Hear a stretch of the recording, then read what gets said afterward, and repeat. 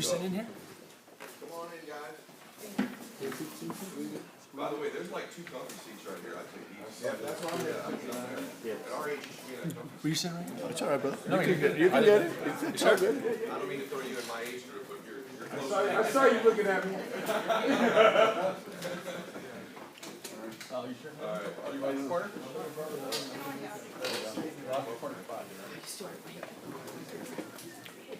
Okay. Okay. Ready to roll? Yeah. Woo, you keep your energy up? Yeah. By the way, like, if you want to sit closer, there's like, I'm super good looking. You should be, like, there's like seats right up here. If y'all want to get a little closer. Yeah. All right. Sorry for the fire hose approach. Come on up, you guys. Nikki was just saying something to me that I thought you all should hear about why these little subtleties are so important. So we're going to talk about pay and fun now, but I want to do a little bit of the grind stuff with you. Do you think, at least right now, you have a little bit of more understanding of the platform and kind of the nuance of how it works? Yes? Yes. Okay, I want to say something that I should have said earlier. You could do none of what we just described and build one hell of an income just being a financial advisor here. Just don't forget that. Like if you said, I don't want to do any of the recruiting, any of the financial stuff, we have people that make incredible livings here, mainly doing the financial stuff, right? And I just wanted to show you the whole machine. In fact, I'll give you some data that's sort of interesting. The average SMD with us, Christopher will show you, the numbers are skewed, but it'll show it lower than it really is. But our average broker that has all the licenses is at about $250,000 a year, right? About $250,000 a year. That's just the average person with their little group. But you know what's interesting about that? The average one of them has 2 people write business on a monthly basis. So after I've shown you this whole rigmarole, the vast majority of WFG people make their money writing business themselves. Right? So just remember that. Like it's not unusual that you're going to just want to go help people financially. And Christopher's going to talk a little bit about that. You're going to get access, learn a little bit more how we're paid and also what we do. But one thing that's missed here is that if we step back at what this really is, and I don't want to be corny, but I want you to hear this. I'm doing this so like whatever your dreams are come true. I mean, that's what's why. Like when I got involved in the business, my major first dream was like if I could save $1 million, man, and pay off a nice little track house, I was like, I'm going to play golf 4 days a week. You're never going to see me again. And my whole goal here was if I could get $1 million cash, and I thought if I could get like $150,000 a year coming, because one cool thing about financial products is they pay recurring income. So if you stay in this industry with us long enough, just your existing clients are going to pay you very well, right? We haven't even covered that yet. And I should say this to you. I think you know this with all respect. You know that I know that most of you are in the mortgage or real estate business, right? And so you know that I've made a lot of my own fortune with people in those 2 businesses helping me a great deal. So I would not have a significant part of my net worth if people not help me acquire debt on properties I needed to buy, nor realtors showing me the good stuff. So I rub you a little bit about the net worth thing. But having said that, I'm right. I want you in those businesses. You know why I want you in those businesses, by the way? You know what a lot of you have going for you as you begin here? A whole damn filing cabinet and database full of clients you're going to go back and see. You know how freaking rich you're about to get? You know the sales cycle for a life insurance policy is about an hour? Won't that be fun? If they got like heart issues, like Christopher had quadruple bypass and a heart attack on one of our trips, so he'd be hard to insure right now. But the vast majority don't have those, and so the sales cycle is like an hour. And so you collect $400 and we overnight you about $4,000, and that's just a little dinky client, and you're moving on. So that part's going to be a revelation for a lot of you. And about everybody you see is qualified, right? It's not as paperwork intensive, as work intensive, and I already have a full expectation with most of these people, you're also going to help them with a mortgage. Having said that, you got a lot of people you've already helped with mortgages and already helped with real estate that you're going to go see, and most of you, day one, are going to go make $20,000, $30,000 a month. So I'm excited about that. Once you learn what the hell you're doing. And before that, we got guys that will help you write them up. And if you never want to, you know this other cool thing? You could say, I have this wing where we're doing financial help now, and you don't want to kind of look like you're doing both. You could send one of the other agents and split the sales. Or, smarter, recruit an agent, split the sales, and override their half. Following that? That's what I'd do if I was you. So this is going to get fun for a lot of you. But this is about your dreams coming true. I want to step back and say something that every single dream I had when we started has been exceeded and beyond. I've done things that are blow my mind. I can't believe people listen to me. You know, from building this business, I've been able to coach some of the top athletes, entertainers. There's a former president I'm involved with. It's pretty remarkable what the credibility of doing this has brought me in my life. And I'm very grateful for it. And whatever dream I would want to have happen, I can make happen. My daughter, last night driving back after Del Taco, she goes, Daddy, because my son's a senior, and I am busy, and I never thought when I got to this level of wealth I'd still work. But I love it, and I love helping people. But my daughter last night said to me, hey Daddy, can we go on a family vacation for Christmas? And I'm like, where do you want to go? She goes, Paris and Bali and Italy. I'm like, well, not all three, but we could do the Paris and Italy thing, because I don't want to go to Bali right now, even though it's beautiful. And I got home, my wife goes, do you know what the hell that will cost on 1 month's notice? I'm like, what? What are you talking about? We have a jet, we can go wherever the hell we want, right? So it's cool to be able to make whatever dream happen I want at any time I want. And you know, to be able to live, I literally live on my dream location. My dream location on the sand, my Idaho house is my dream location. I'm building a house right now. This is just stuff, just to kind of see, go, what could happen? I'm building a house right now. Any of you golfers? Yeah. Who's a golfer? Okay, you heard of the Madison Club in La Quinta? Yeah. Okay, if you haven't, it's probably far more than even Augusta National, probably net worth, the highest net worth club in the country.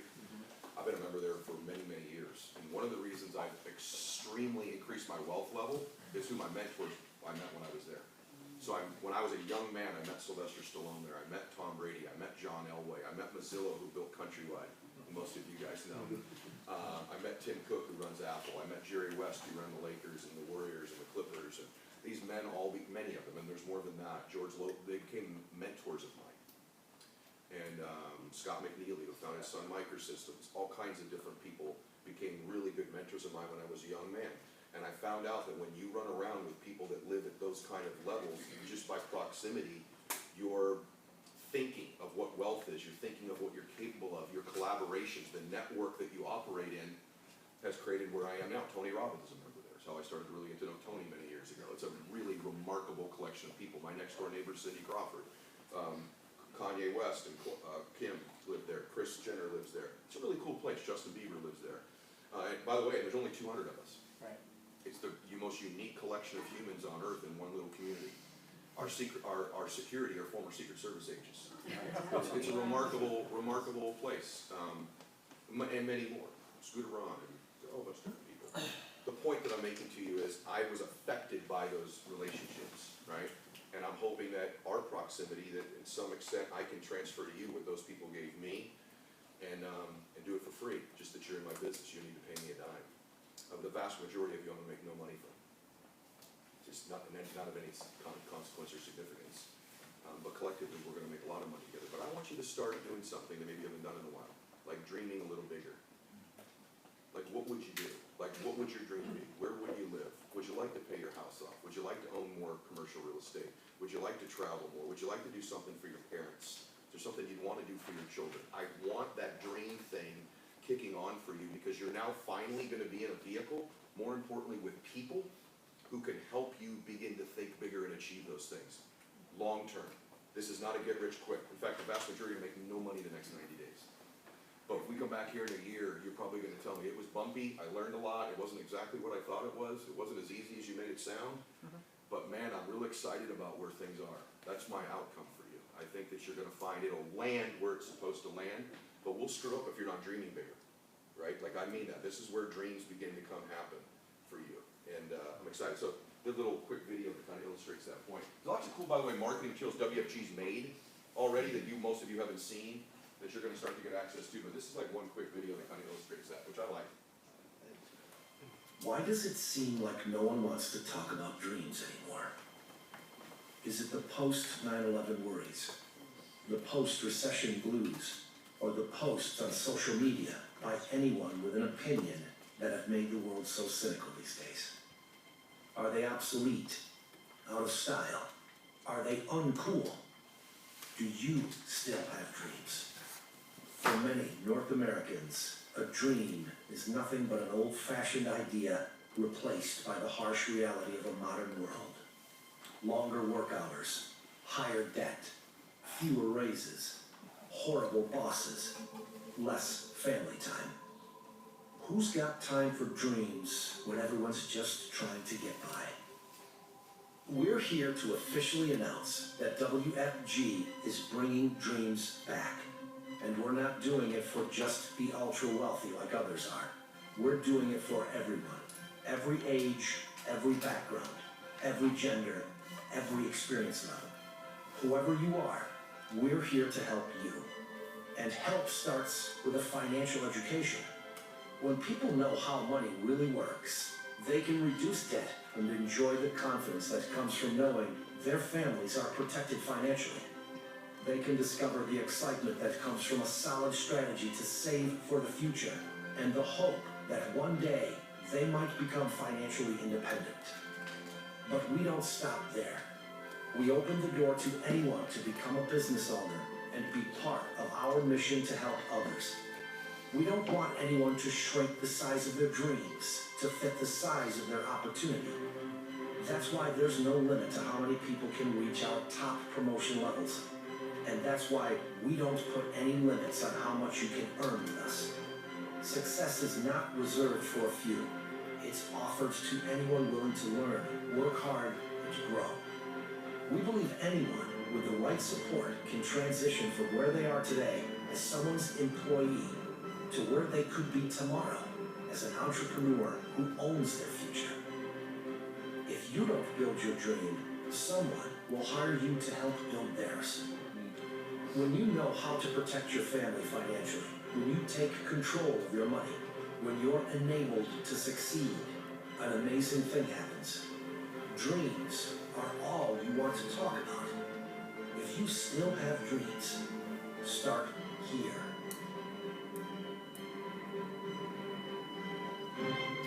Pretty good, huh? Yeah. That deserves a round of applause, dang it. So I really want that. Like, I really want you, this is like a sport for me. WFG's been my sport for many, many years, and the outcome of it has been like big thinking. Like, I'm going through an audit right now, so I can't do it right now. I'm in an IRS audit, first time in my life, and they're not fun. So it's on hold. But one of the things I've always wanted to do is I've always wanted to own, and by the way, the IRS sucks. My CPA thinks it's a miracle it took this long when you're at my age and my income level, right? You imagine looking at a tax return for a 42-year-old man going, you did $88 million in ordinary income last year, right? Like, who does that, right? So that's kind of like, I think we're going to take a look at you. Yeah. So, I'm getting pissed. Anyway. One of the things that I've always wanted to do is own a professional sports team. Like, I'm talking about like dreaming really big. I always wanted to own a professional sports team, and I could do what Magic Johnson does and say I own the Dodgers when he bought $10 million worth of the Dodgers. He doesn't own the Dodgers. Peter Gruber does. But he's kind of the mouthpiece of it. But one of the guests on my show is a guy named Jesse Itzler. Any of you ever seen Jesse on my show before? Yeah. Jesse is a part of the ownership group of the Atlanta Hawks. Right. And so Jesse and I were in the process before my audit of buying a ghost town together. That's a whole other story. When we met each other, he goes, give me 5 of your, he doesn't do bucket lists, he does bucket lists, he calls them. He's like, what's on your bucket list? And I go, I don't know, you'd never like them. And I got these like 5 things I want to do. The 4th thing on my list is buy a ghost town. Just thought that would be cool to have a ghost town. Do events there, bring my family there. And I said that kind of embarrassed to him. Jesse will tell you the story, and he about fell out of his chair. And he goes, you're effing lying, dude. And he brought out a piece of paper with his 20 things he wants to do in his lifetime, and number 11 was buy a ghost town. And I said, I tell you what, I'll buy the ghost town with you if I can get a piece of the Hawks. And here we go. So any type of dream can happen, right? I don't really want to own the team in Atlanta, but they're less expensive than the Lakers. The point is that it's interesting to start to think about those things. Many, many years ago, I used to tell people in WFG, I said, by the way, someday we're going to have a media presence. There's going to be a talk show where people are going to talk about how to improve their lives and have personal development, get financial advice, and people are going to know who we are, and the whole room will stare at me real blankly. They'll tell you this. You go, what are you talking about? That's not true. And then I have one now. Millions of people. More people download my show than watch Anderson Cooper on CNN every night. Isn't it crazy about podcasts? Isn't that nuts? In fact, Tucker Carlson and Anderson Cooper combined get about the downloads I get a night on my podcast because people can consume content now in different ways for the media. So I mean it. Start thinking bigger. Yeah. what are some of your biggest dreams and goals, right? Like if you could really get to where you're clipping along at $4, $5, $6, $7 million a year, let's say, and it was sort of automatic type income, what's that look like for you, right? What if you had a business that made $6, $7, $8 million a year and it was worth 7 times earnings? You got an asset you could sell for $60, $70 million, right? What would that look like for your family? So start thinking about that for a second. On the system, Nikki here, you might tell them, Nikki, what you're telling me about, because that system stuff can seem boring, but Nikki, how long have you been with us? 15 years plus. She makes every trip every single year for Hawaii, about every year, me and her and Kermit will have some kind of a cocktail in Hawaii once a year. And she's a very successful woman, and she's done very well here, and she was this close to not even being here because of one little subtle part of the system. So just if you stand up, so give her a round of applause. I was just looking at 5.2 where you talk about the fast start, and I was just remembering the first day. I tell this every time I train on the 8 speed filters. I always train on how precise Ed ran the 8 speed filters when I got started. He actually gave the presentation. He and Christopher gave the presentation my first time coming down to a corporate overview like that. And everyone was so well trained. Even the person that invited me that day, she knew they had trained her. She's only been there like a week or two. But she knew when I came out of there on Saturday, July the 2nd, and I was like, I'm not coming back on Monday. What do you mean 24 to 48 hours? Monday, July the 4th is a holiday. So I'm from Kansas City. We barbecue on July the 4th. I'm not coming back in 48 hours. And she knew to say that very line that you just saw, which, let me take you over to my mentor. And she took me over to Christopher, and she literally said, I wanted to make sure that Nikki got a chance to meet you before she left today, which was code to him for, she doesn't have an interview, close her butt. And he literally, he's from Kansas, he's from Missouri too, so he was able to close me on getting back to the corporate overview on Monday, the 4th of July. And if that whole thing hadn't happened, I would have never been in business, made multiple 6 figures, changed my family's life, probably generational change. Unbelievable, right? And then, so this stuff matters, right? And then, by the way, not only mean a lot to you, but she's done millions and millions and millions of dollars in business. That because that person knew to go, let me introduce you to Christopher before we leave, that Christopher's made it overrides on her business because she's one of his brokers. Pretty cool, huh? Yeah. So this stuff seems simple, and it is, but it makes life a lot easier. So, we're going to talk about getting paid here and a little bit about the products, because I know that's the thing you guys need to know. So this dude right here, how many years ago did I recruit you? 1999. 1999, so I'm not good at math, but that's like 20 years ago, right? And Christopher was, I'll tell you an interesting thing. Christopher is married to my sister Michelle, who's my oldest sister. And Christopher and Michelle were both very successful, kind of like, in a good way I mean this, like uppity, successful corporate people. Not in a bad way, they both did very well, they both had prestigious jobs, they both had a lot of power and influence in what they did. And I wanted to recruit my sister, because my sister's super gifted. But my sister was my sister. And it was a little bit of like, yeah, whatever. And I was already doing pretty well, but there just wasn't clicking really well. And anyway, I ended up, Christopher came down, and I think he knew what I was doing for a long time. They'd become clients of mine first. They didn't join the business. He became a client, and that was it. And then I had Christopher come down to a meeting, and he and I talked one-on-one, and there were some things going on at work that he didn't like. I think they were making you get rid of some people, weren't they? Yeah, you get all emotional. And they were going to make Christopher fire some people he didn't want to fire, and he's got too much integrity. And he's like, I'm just not comfortable doing that with these people. And so Christopher didn't start part-time. Christopher shook my hand and quit his job. And walked from a $250,000 a year job and came in full-time right away.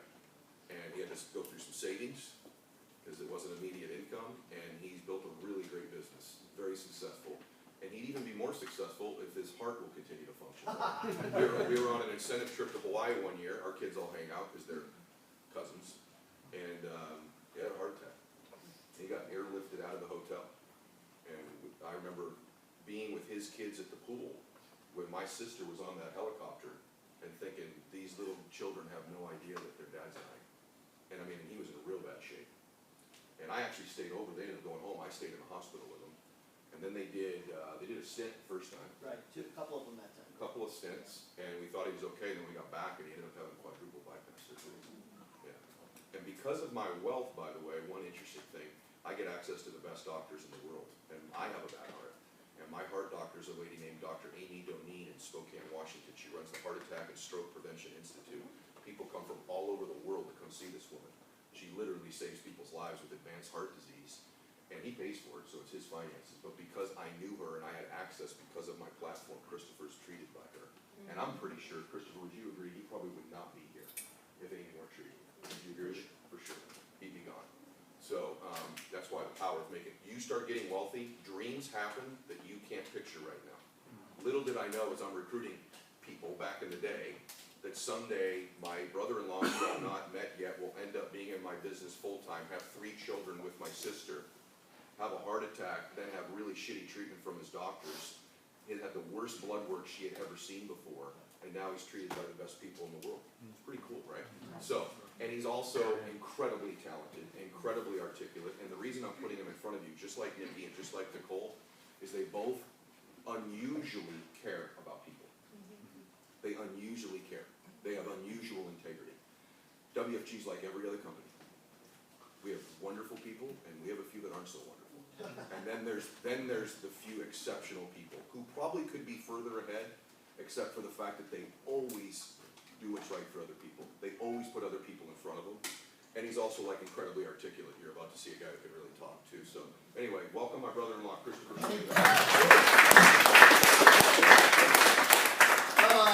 Crap, he does that shit to me every. I'm not speaking with you again if you pull that, okay? I was just thinking about the Madison Club. So, like, our kids are the same age. I remember my kids being out there for a weekend with Ed at the Madison Club, and they're sending me back pictures. They're playing a kickball game with Phil Mickelson. Yeah. It's like, Phil freaking Mickelson, one of the greatest golfers of our time, right? They're out there playing kickball with him. It's just crazy stuff, right?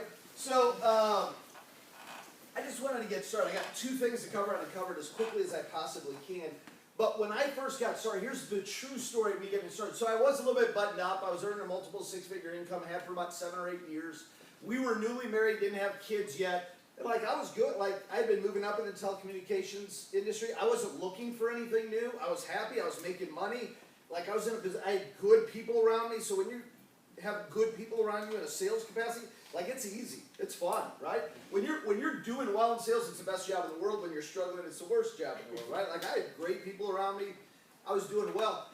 When I first came into this environment, I told Ed, I said, look, I sort of get this machine thing that you're talking about, but can I give you some feedback? He's like, yeah, sure, what? I go, I think you should have like a blue-collar night for like all of these guys without college degrees that don't know how to put on a suit and tie together, and then like have a white-collar night for like the corporate kind of guys. Because I just sort of had this perception like, who's going to really buy financial services from half these people I'm seeing in the meeting? You might be able to relate to that. And that was like, I just didn't understand what was really going on in the marketplace. And the fact of the matter is, would you do me a favor? Just take a look around the whole room real quick. Look at everybody except for me. No touching, just looking. All right, what do you notice about everybody in the room? Professional, good. What else? Diverse. Diverse. Would you say this is a pretty diverse group? Yeah. Yes? You came into any one of our offices here in Southern California, you go, it's unbelievably diverse. Unbelievably diverse. Now, let me ask you this. If you were invited down to Merrill Lynch, Dean Witter, Smith Barney, nothing wrong with those companies, today on Veterans Day, who do you think everybody pretty much looked like? Yeah, an old white guy, right? You'd have a whole bunch of, not that there's anything wrong with old white guys, but our industry is certainly down. I know a few that are good guys, not all bad. But our industry is dominated by that. What we decided as a company decades ago is if we want to serve the needs of a diverse community, we have to be as diverse as the community that we serve. Right. So Ed was talking, like in my office, this office right here, there's a 77-year-old couple that come in about 3 days a week, and every day after lunch that Steve's here, he acts like he's on his laptop and he actually falls asleep, right? They make like 130, 140 a year. Most people you know making $130 or $140 are like grinding 60 hours a week. They're in here like 3 days a week because they don't golf, right? So Steve is terrific with working with retirees. Millennials, they can't relate to him at all. He's the wrong person. So we're taught as kids not to judge a book how? By its cover. But we also know that birds of a feather flock together. And so young people are really good at dealing in those markets, right? Baby boomers with other baby boomers. Like just people from different ethnicities, people from different job markets. Like Stay-at-home soccer moms, they're the best people in the world to be talking to other stay-at-home soccer moms. Because they talk a certain language and they're sharing ideas already about things that impact them. Does that make sense? Yes. You got blue-collar construction guys, and they speak a different language, right, Nicole? Right? And so, but they're good at communicating to other guys like them. And so, this marketplace is about getting the products and services out to the people that need them the most. And what Ed's talking about, what he's describing, is this machine that when you understand how the machine works, it's able to do that. So he sold me a big ass dream of what was going to happen here. Like all this, like, and I was like, I don't know. And the more I started thinking about it, the more excited I got about what was possible. So for me, from the very beginning, I became a student of the machine. I didn't want to be the sales guy that was writing up all the policies. I wanted to understand how the machine worked. How did the McDonald's work? And how can I make one work for me? Right now I've got about 3 dozen of them, which is bigger than when I started, but it's a small number next to a whole bunch of other guys. You that have I 3 see. dozen what? McDonald's, 3 dozen offices, 3 dozen independent, like in a real estate or mortgage model, 3 dozen brokers who run their own offices, have their own agents, that sort of thing. What's great about that, everybody, is that Christopher pays the rent here. Only. All of those other offices, his brokers pay the rent there, he still gets an override on those locations. So his overhead is extremely low, so he pays rent on one location and overrides 36 of them. By the way, the goal isn't even to pay rent here. The goal is if I provide enough value to all the agents here, part-time and full-time, and they rent offices and hotel spaces, that at the end of the month I break even. Which is also the case, so just to be Yeah. clear, he doesn't really pay rent here. My name's on the lease, so if they all like run on me, yeah, I'm paying the rent. But I But want you to get the model, it's incredible. it's incredible. Like there's no overhead. It's unbelievable. So, so I've got like by my 4th year here, less than 5% of my income came from me writing up sales. Because I've learned how to run this machine. So 95% of my income was coming from the machine. I'm gonna keep interrupting you, so I Go want to ahead. do the other thing. The first year, however, how much of your income came from your own time? Oh, 90%? Correct, that's typical, guys. The first year typically is your, because guess what he was doing that first year? Training agents in the field. So he'd be writing the business as they were being trained. Does that make sense? Yeah. Second year, what would you say? 60 to 70. There you go. And then over time, it's gone down to 5%. Yeah, but I was obsessed. I was more, so when Ed was giving this example of your 3 to 5 references and building a list and we're gonna train you in your market, I was more obsessed with training you, and you didn't need to be as good as me. You just needed to be up to a certain level of standard where you're good enough that you're gonna do a compliant job, represent us the right way, represent the client the right way, and be able to get a result. That was my end game. So that might be 70% as good as me, but as long as I knew you were good enough, we were good. I was more obsessed with you getting the training and me developing you in the field than I was getting the sale. Now I got a bunch of sales in the process, but what was more important to me was to get other people making the sales for me. Okay, so I want to give you a couple of quick examples, quick product explanation, and then comp, and then I'm done. How many of you have ever been to AMPM Marco before by show of hands? Everybody, right? What is their primary product? We go there for cheap what? Gas. We go there for cheap gas. That's their product. If you walk into AMPM to pay at the register, to the left, they have this huge display, this huge heated thing, and what do we sell there? Hot dogs and nachos. Every AMPM you've ever been in, right? Is that very good food? No. About 2 in the morning, it could be the best food on the planet, trust me, right? But most of the time it's not very good. It's not Del Taco. It's not.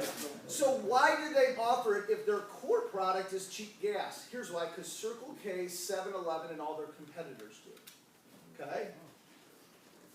You look at the middle class marketplace out there, like I was talking earlier, all of the big firms in our industry, they're looking for high income, high net worth individuals. In our industry, here's what we call that. High income we define as $250,000 a year and up. Doesn't mean they're excited to work with you at $250,000 a year of income, but they're willing to start. $500,000 of investable assets. That doesn't make them bad companies any more than Mercedes is a bad company and Kia is a good company. It's just a different market. Our market is the middle market. Now I've got clients that are worth $50 million, so we've got a product platform that helps all of them. But the fact of the matter is this, if you look at the middle markets, right, people that are making 60 grand, upwards of 300 grand, they go to work, and that's where they get all or most of their income. True or not true? Yeah. True. But it doesn't stop there. They go to work, and that's where they get all or most of their health insurance. True or not true? True. True. They go to work and that's where they get all or most of their life insurance, true or not true? They go to work and they get all or most of their retirement planning and long-term investments, true or not true? So let me ask you a question. You think that's the way rich people do it? Hell no. What middle-class people do is they go to work every day, and the company's primary product or service has nothing to do with insurance or investments.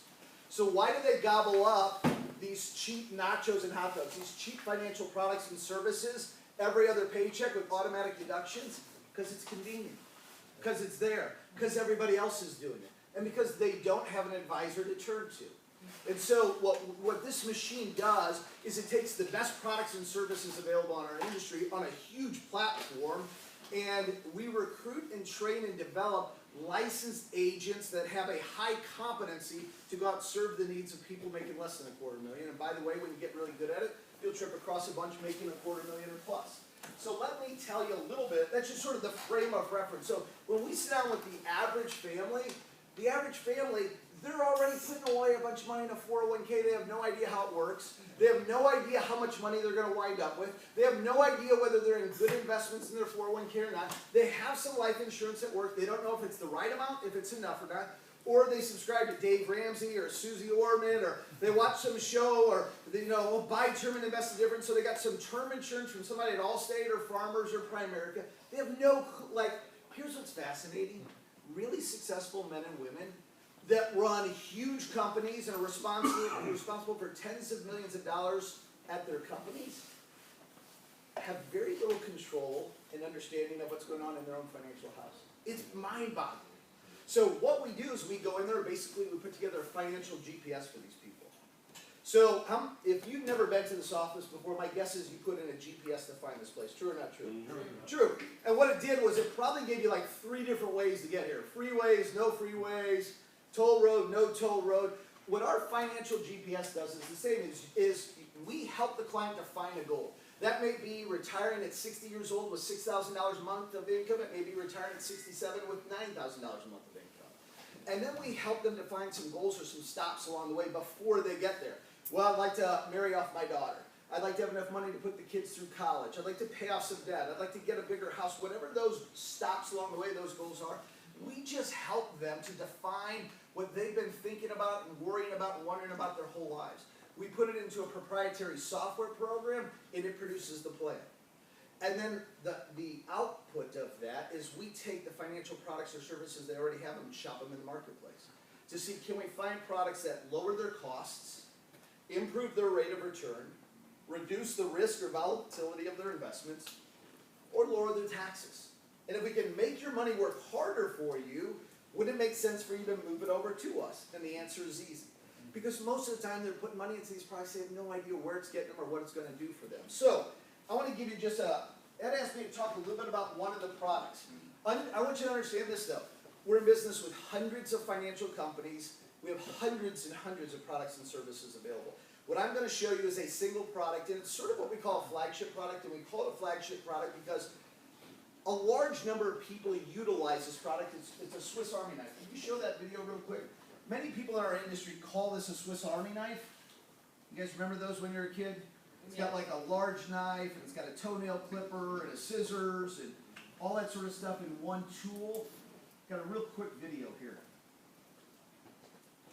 By the way, this video is client approved and compliant too.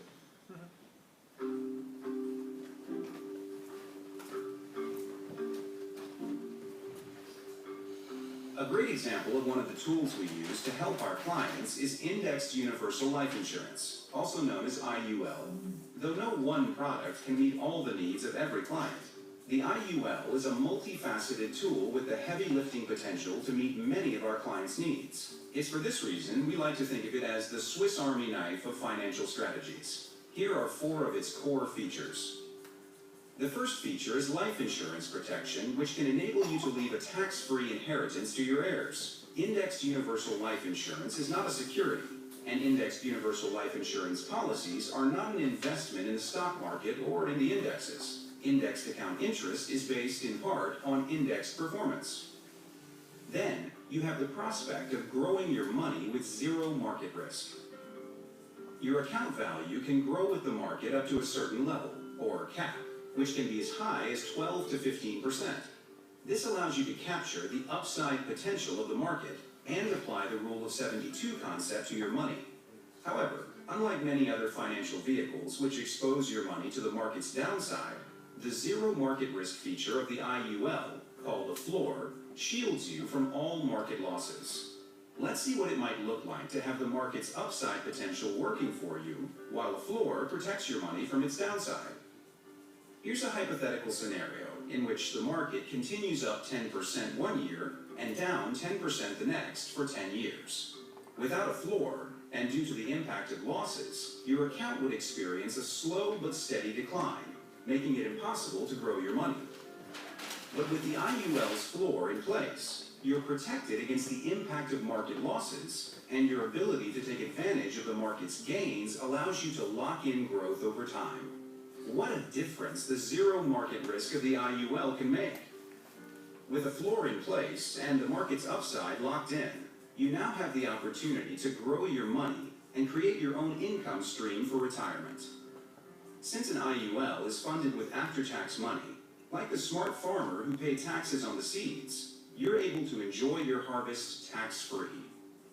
Together, you have 3 strategies in place to help you escape market risk, grow your money, create a tax-free income stream in retirement, and leave a significant legacy for your heirs. So what could derail the future you've worked so hard to create and protect? This is where the 4th benefit comes in. The IUL doesn't only benefit your family when you're not around, it can protect them from the emotional and financial burdens of long-term care. Doesn't it seem like almost everyone has experienced the emotional and financial devastation of a long-term care situation? The statistics back this up. 7 out of 10 Americans will need long-term care. Sadly, only 22% have planned for it. That's unfortunate because long-term care can be very expensive. The average annual cost of nursing home care could reach $226,000 in long-term care expenses. That's more than the median cost of a house. Think about this. How would your income, finances, and lifestyle you worked so hard for be affected if you unexpectedly had to pay off your mortgage in 2.5 years? The extra cost of the long-term care feature of an IUL can help protect against this kind of threat. With such a wide range of benefits working together to help you build your financial future, the Swiss Army knife of financial strategies is a fitting term. And this is just one of the powerful financial tools we use to fulfill our mission to educate our clients and help them build the future of their dreams. Yay! All right.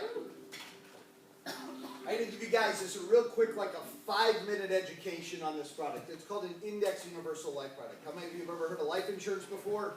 Okay, that sounds like something really exciting to sell. How life insurance, I've always dreamed of that. The one time it does come in handy to mention that is if you're on an airplane, you got somebody who's really chitty-chatty. What do? I sell life insurance. They'll ignore you the rest of the trip. Like you've got real peace and quiet at that point. So, real quick, I want to give you just some basic stuff. I want to sort of keep it really simple, but help you to understand where we're at. If you look at all the different types of life insurance, there's a lot of different kinds. Most people say, hey, when I talk to somebody, I say there's 3 questions that most people struggle with. One is, how much life insurance do I need? Most people have no idea how to choose it. So if I ask them, how did you decide upon this much life insurance? They go, well, that's all we can afford, or that's all they offered at work, or that's what the agent told me I needed. So they really don't understand how much they have, and life insurance is the one thing that you can't buy when you need it.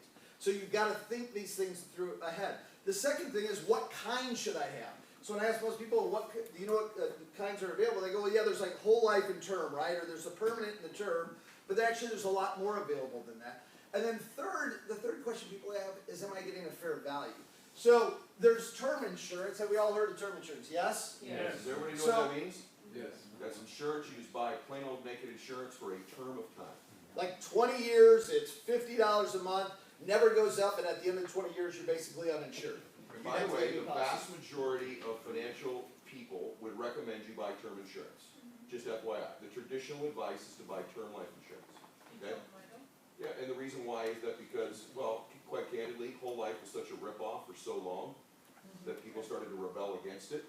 and term insurance became the vogue thing. So almost every financial book you read recommends term insurance because of what a negative deal whole life was. Here's the good news. We offer every single one of these financial products. We're not biased towards any of them. I'm just giving you the real history. Why is whole life the one that most people feel ripped off by? It's the highest commission product with the lowest return. Okay? We could argue that all you want, it's a frickin' fact.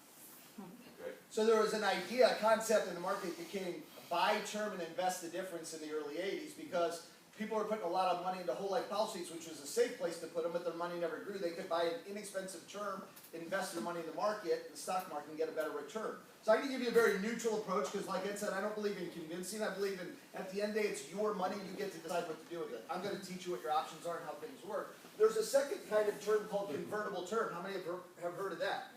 So convertible term is oftentimes the same price. In many cases, if I shop it, I can find a convertible term policy cheaper than a term policy. What is convertible term?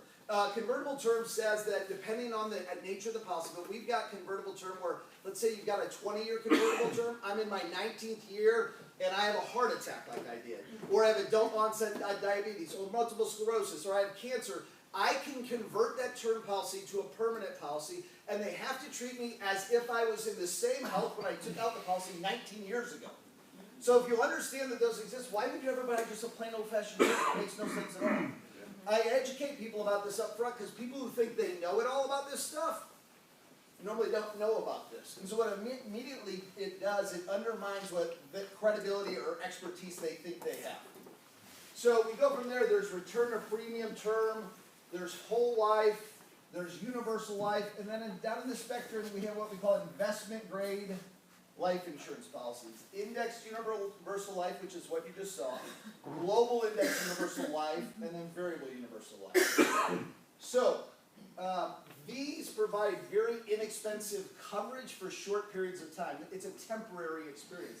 These provide permanent coverage and can give us actually a tremendous amount of cash value or living benefits like we were talking about long-term care. Okay, I'm gonna jump in as Christopher goes, okay? So, by the way, stay with this because this is as complicated as the whole business gets. So like, don't tune out, you're all capable of this mentally. My 16-year-old daughter understands this stuff now, okay? People buy life insurance for two reasons, okay? Well, three. The first reason they buy life insurance is death protection.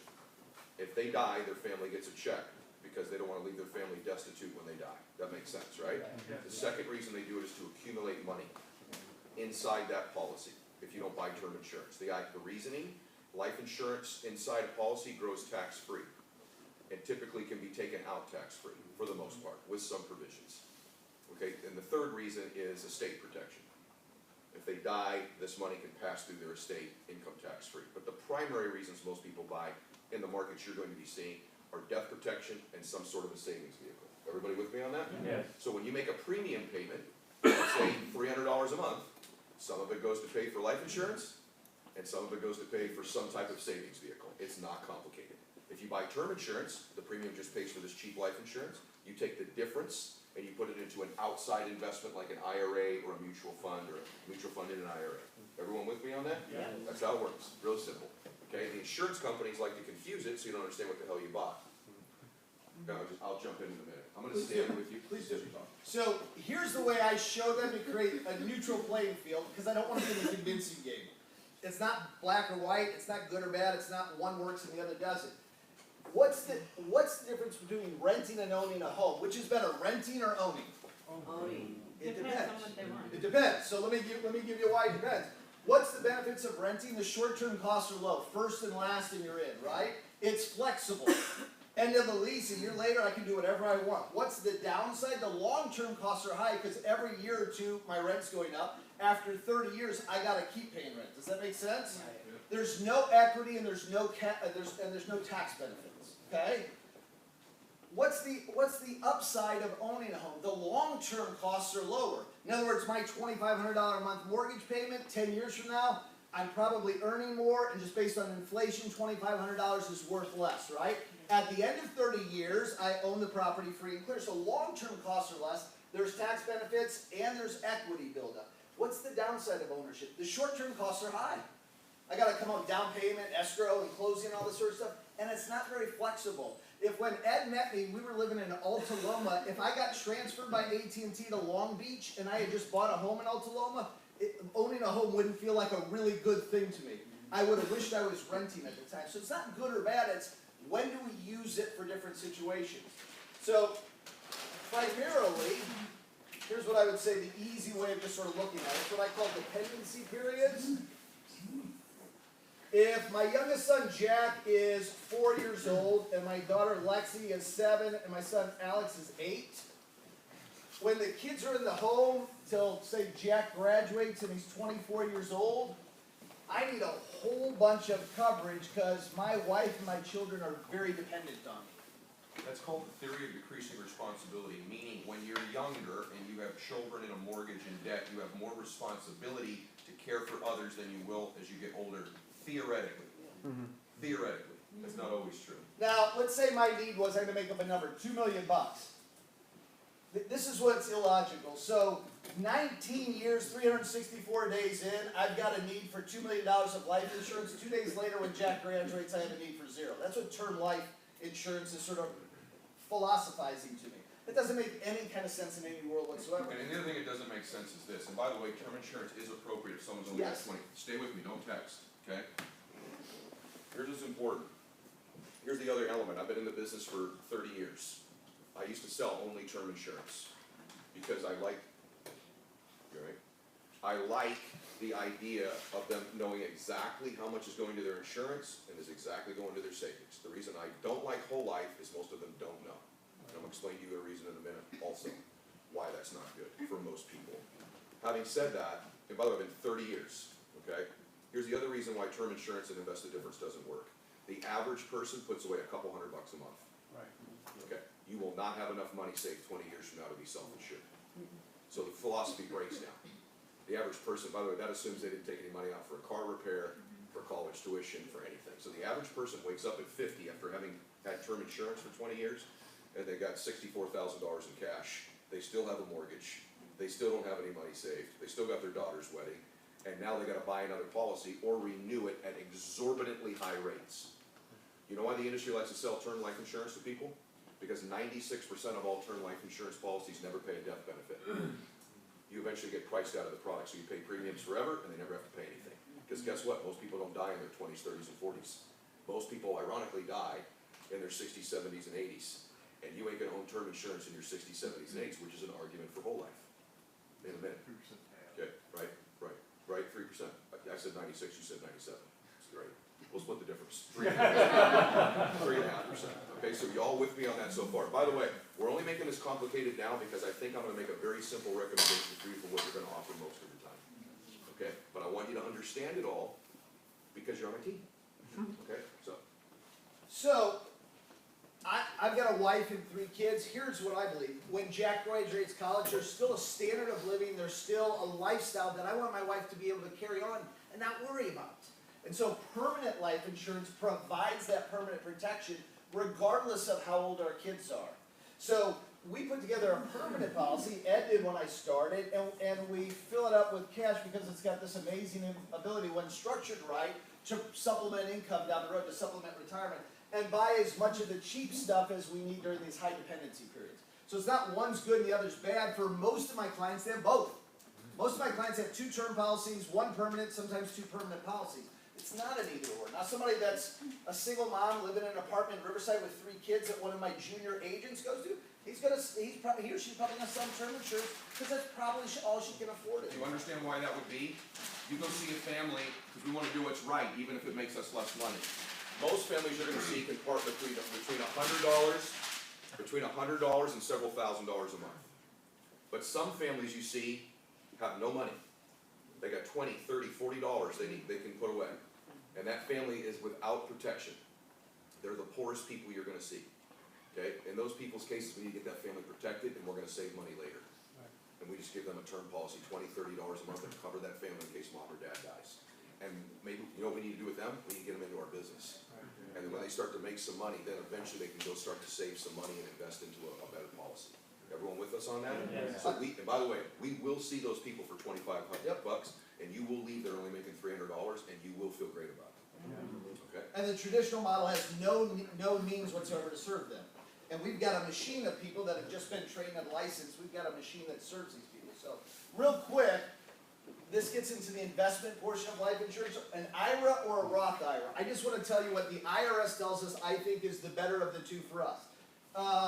If you earn more than roughly about I'm using rough numbers, $95,000 a year as an individual, or about 115 it caps out as an individual, at about 95 grand a year roughly, they limit your ability to contribute to a Roth IRA. At about 115, 120, you can't contribute at all because you make too much money, okay? As a couple, it's roughly 145 to 155, something like that, okay? What's that? 200K, okay, so it's gone up, 200K. A traditional IRA or a traditional 401K, even somebody at Ed's income can put in the full limits. He's not limited as to how much he can put in there any more than you're limited. What does that tell us? Well, what that tells me is the tax benefits here are too good for us, not good enough for the IRS. That's why when we're starting to make middle class, upper middle class income, they restrict and eventually eliminate our ability to invest money this way. But they say it's still okay for you to put money in a 401K or an IRA. Does that make sense? Everybody follow that basic note? No? Yeah. Yes, okay. So I said that. So a Roth, there's three ways that your money is taxed. When you earn it, during the savings and accumulation period, or when it's distributed. In a 401K or an IRA at work or its traditional retirement plan, you're not paying income taxes when you earn the money. So you're putting money in there pre-tax. So if I'm putting $400 in, all 400 goes in. I'm not paying any taxes. It's growing without you paying any taxes. But then when I pull money out in retirement, I have to pay taxes. okay, so let's just do, that's a real IRA or a 401K. I wanna complicate it, here's what I want you guys to get. Pretend you're a farmer, you're planting seeds. These seeds cost you $1. The harvest is gonna be $1 million. Would you rather pay tax on the dollar seed or the $1 million harvest? The dollar seed. Okay, when you're buying an IRA or a 401K, you're deciding, don't tax my seed, tax my harvest. Then why wouldn't someone invest in a 401K? The reason they should invest in a 401K particularly is you get free money sometimes called matching funds. That's a reason to do it. If you're in a 401K where you don't get matching funds, there's very little argument to be involved with one. It ties your money up, there's limitations of how you can get it out. Same with the traditional IRA. Everyone with us on that? The Roth is taxing the seed, not the harvest, which is what life insurance does as well, okay? The reason I like life insurance over a Roth myself is the flexibility to get access to the money is much easier than you can out of a Roth, because the provisions are much easier to access the money. I don't wanna complicate this right now. I just want you guys to understand life insurance. Is everyone kind of with us so far? Am I totally, how about you guys in the back with hats? Am I like totally losing you guys? You're so far so good. It ain't that complicated. You'll get it. By the way, the good news is you can just play them that video. And you take their information, put it into the software program, it's gonna spit out the recommendation. So we're making this much more complicated than it needs to be. And let me tell you why. And by the way, he's not doing that, we do it. You're gonna meet people with money, and you're gonna need to help them. And those are major engine overhauls. But most people you see, you're gonna be Jiffy Lube. Okay, it's an oil change. Let's not complicate this shit. Okay? The vast majority of the people you see will have no life insurance at all. And they're gonna wanna know where to put their $300 or $400 a month. And I think I know where they should put it. Okay, so we're getting a little deeper into the woods than I want to, especially for the first day, because remember, half these folks aren't in the business. But what I want to do is I want you to go back to the life insurance chart just for a minute of the types. I just want to break this down real simple for you, and then I'll tell you why I like IUL the best overall as a recommendation, okay?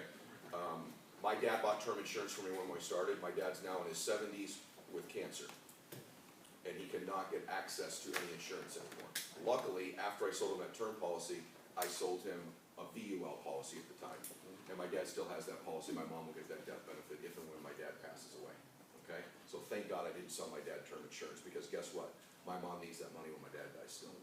They really don't, because they have me, but if they didn't have me, you get the point, right? So on insurance, let's just stay with this here, okay? Let's just take your typical client who's putting away $400 a month. I've got that on the next page. Okay, cool. Well, let me see what you're doing. I've got an illustration, but here's the easy way. Somebody puts in $400 a month or $5 grand a year. If they're in a 25% income tax bracket, they're gonna save $1,250 a year in taxes. Over the course of 30 On an IRA. yeah, putting in a 401K or an IRA. Over the course of 30 years, that means they're saving $37,500. Not a lot of money. over the course of 30 years, that $5,000 builds up to somewhere between 800 grand and 1.2 million, depending on investment performance. If it's in a Roth IRA or an insurance policy that's taxed like a Roth IRA, they pull out 60 grand a year income tax free. If they're in that same 25% income tax bracket and this money was in a 401k or an IRA, they pay 15 grand in taxes their first year of retirement. By the third year of retirement, they've paid more in taxes than they saved over the course of 30 years. And they still got 25 more years of retirement. Okay, and that's true of most life insurance, so just stay with me on this, okay? Here's all I want you to get. The average person puts away $400 a month. Life insurance and saving money is very simple. Some portion of this 400 is gonna go to pay for insurance, and some portion of this 400 is gonna go to savings.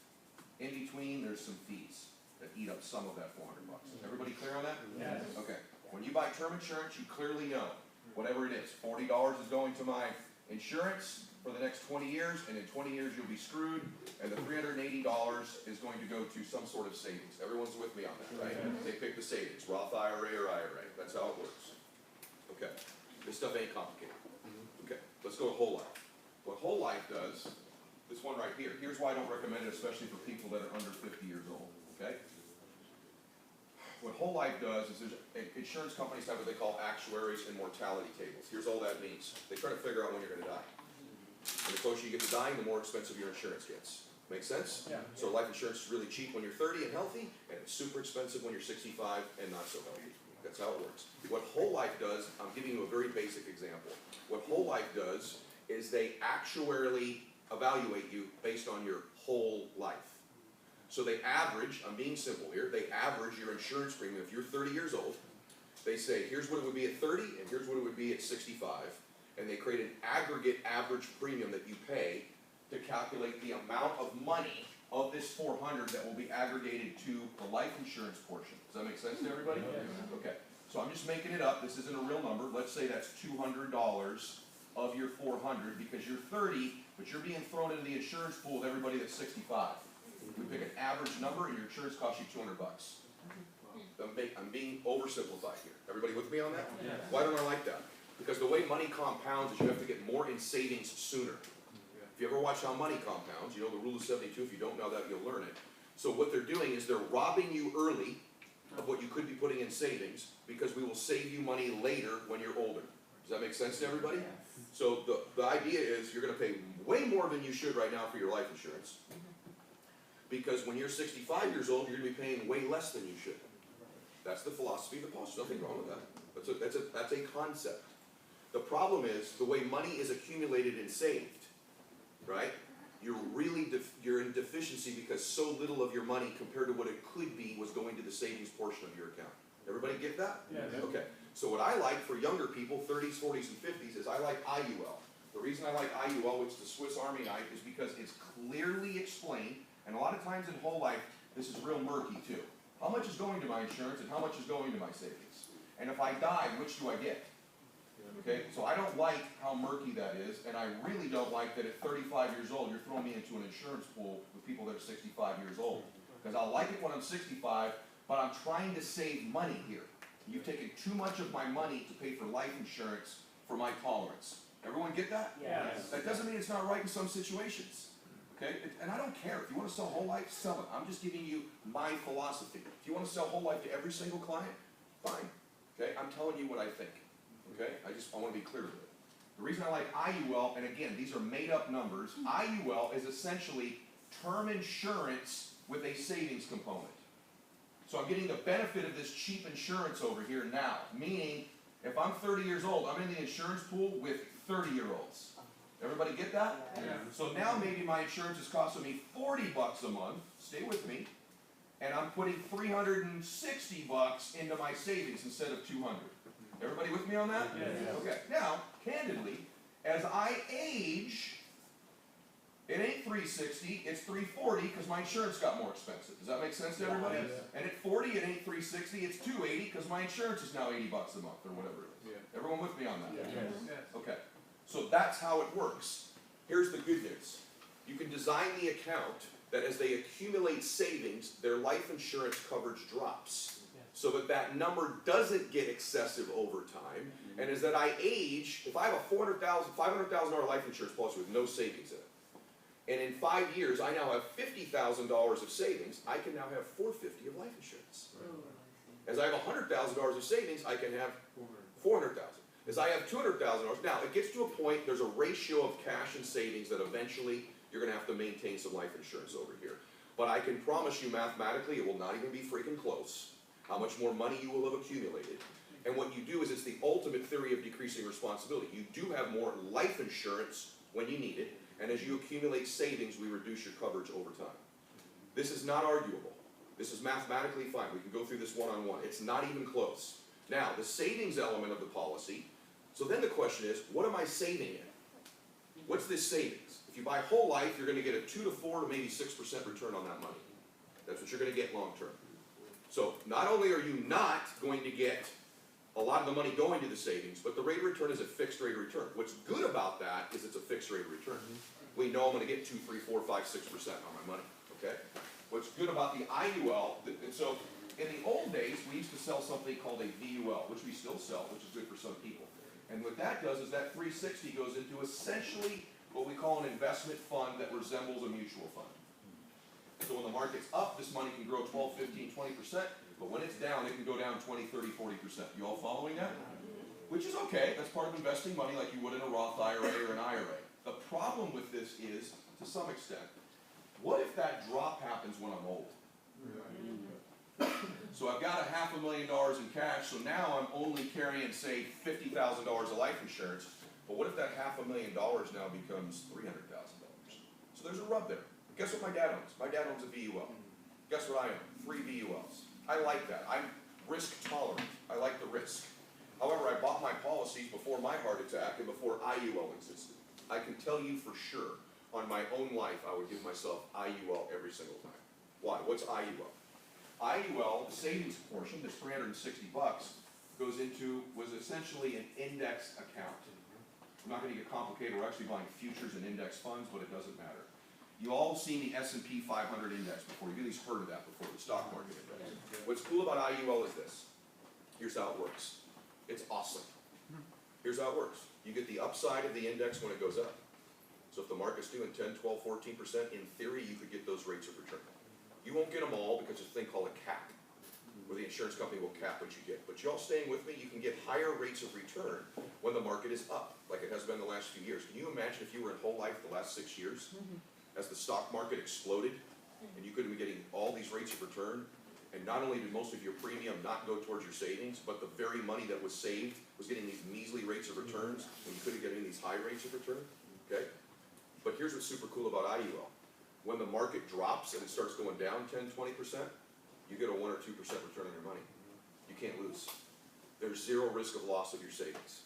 So you get the upside of what the index could with a cap on it, and the downside is 1%. Positive.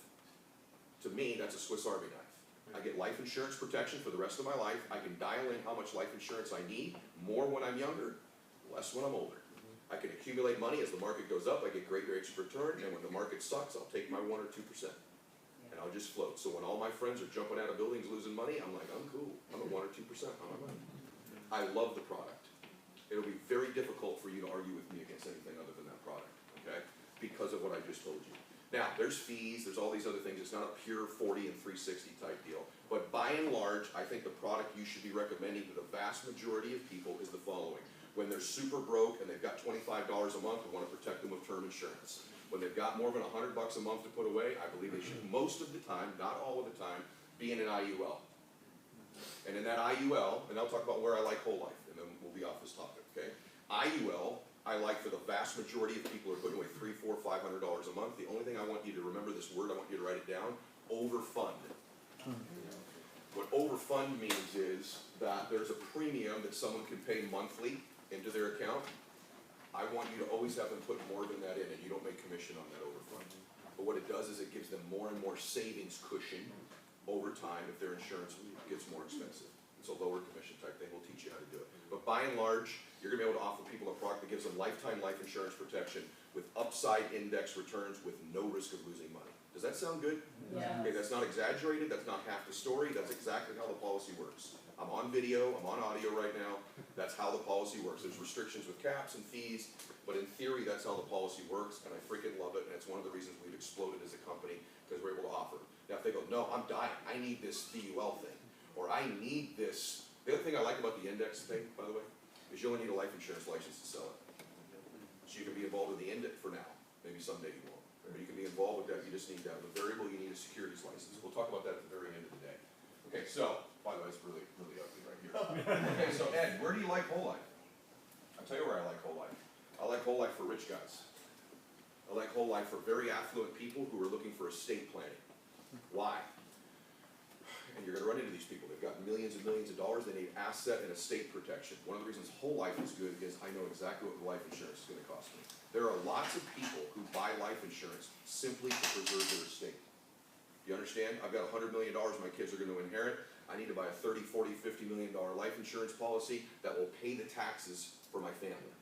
I like whole life for that because it's a stable insurance premium. Everyone with me on that one? So that's where I like that. Are you gonna run into a lot of those? No. If you decide, I don't agree with anything you said, I'm gonna sell whole life or universal life to every one of my clients, wonderful. You absolutely can do that. And if we have to discuss it one-on-one, we can. But by and large, I'm telling you, it's the most marketable product we have, and I feel like the best product we have. The cool thing too is, we sell it for many, many different companies. So Nationwide's got one policy, Pacific Life's got another, Transamerica's got another. So I'm talking about just a general concept. The cool thing, again, the software will do most of the work for you. Okay, what were you gonna ask? Is there a network like that you would say? I don't know if there's a net worth. I'm just gonna be really honest with you. I'm just gonna say it nicely. I don't mean, I've sold term insurance before because I believe there's a place for it. You'd have to kill me before I sell a whole life policy. If I'm just gonna be really honest with you. They'd have to be really rich and really need fixed premium, and I think the people who sell it have been poorly trained. I'm not to be rude, because I know you sell it. I don't mean that rudely. I just would never sell it to somebody unless I hate them. Now, you'll do what you want. I'm not gonna, I don't want that on my conscience. And by the way, I'll make more money if I sell a whole life. Right. I just don't want it on my conscience. And so I feel like, I don't mean to say that mean, because I just told you there's a place I feel like, and by the way, I reserve the right to be biased and wrong. It's just kind of interesting, why would I be biased when I could sell any of them? So I'm really just kind of telling you what I think. And that doesn't mean that the people who do it are bad or good or anything. They've got their philosophy and their reason for doing so. It's kind of like politics. I hate when politicians make it all about who's good and bad, as opposed to just who's right and wrong. I don't think someone who sells it's bad. They were trained to do that, right? I'm having trouble with the connection. It's okay. Please try. I apologize. Like, even I'm bored with this right now. So I don't want to complicate it, okay, but the bottom line is most of the clients you see are gonna put away $300, $400, $500, $600 a month, $1,000 a month. I feel like the best place for them is term insurance for life with an index type of account with a cap and a floor to it. I love it, I love it, I love it, I love it. Everyone with us on that? Yes. Okay, cool, that's good, thanks. Go ahead, Christopher. Let me just show you real quick the end result of this. So here's a 32-year-old client. She had like $350 a month to save. She thought she could get up to about like $750 a month in savings. She had like 10 grand in the front end. So she saves for a period of time. At the end, here's what she gets in retirement: $89,000 a year for 20 years, income tax free. So like that's $1.8 million income tax free. So you might get paid $3,000, $4,000, $5,000, $6,000 to sell a policy like that, but the client winds up with 90 grand a year for 20 years income tax free. A pretty good deal. And watch what's just shown here. We disclose to them what their cost of insurance is going to be. All their fees, all their cost of insurance. So you have someone who's in a competitive company like, oh, they haven't told them their insurance premium's gonna explode. Bullshit. Yes, we do. It's right here.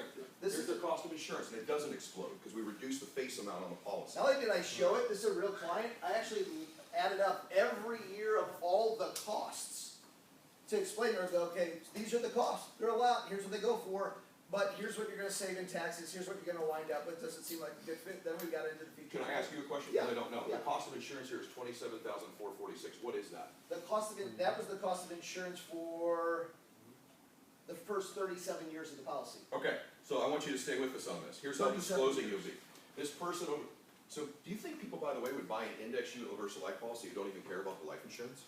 I should ask, especially if they have a lot of money, because they can't, Roth IRA has a max fund amount. So stay with us on this. He disclosed 37 years worth of premium cost to this person, okay?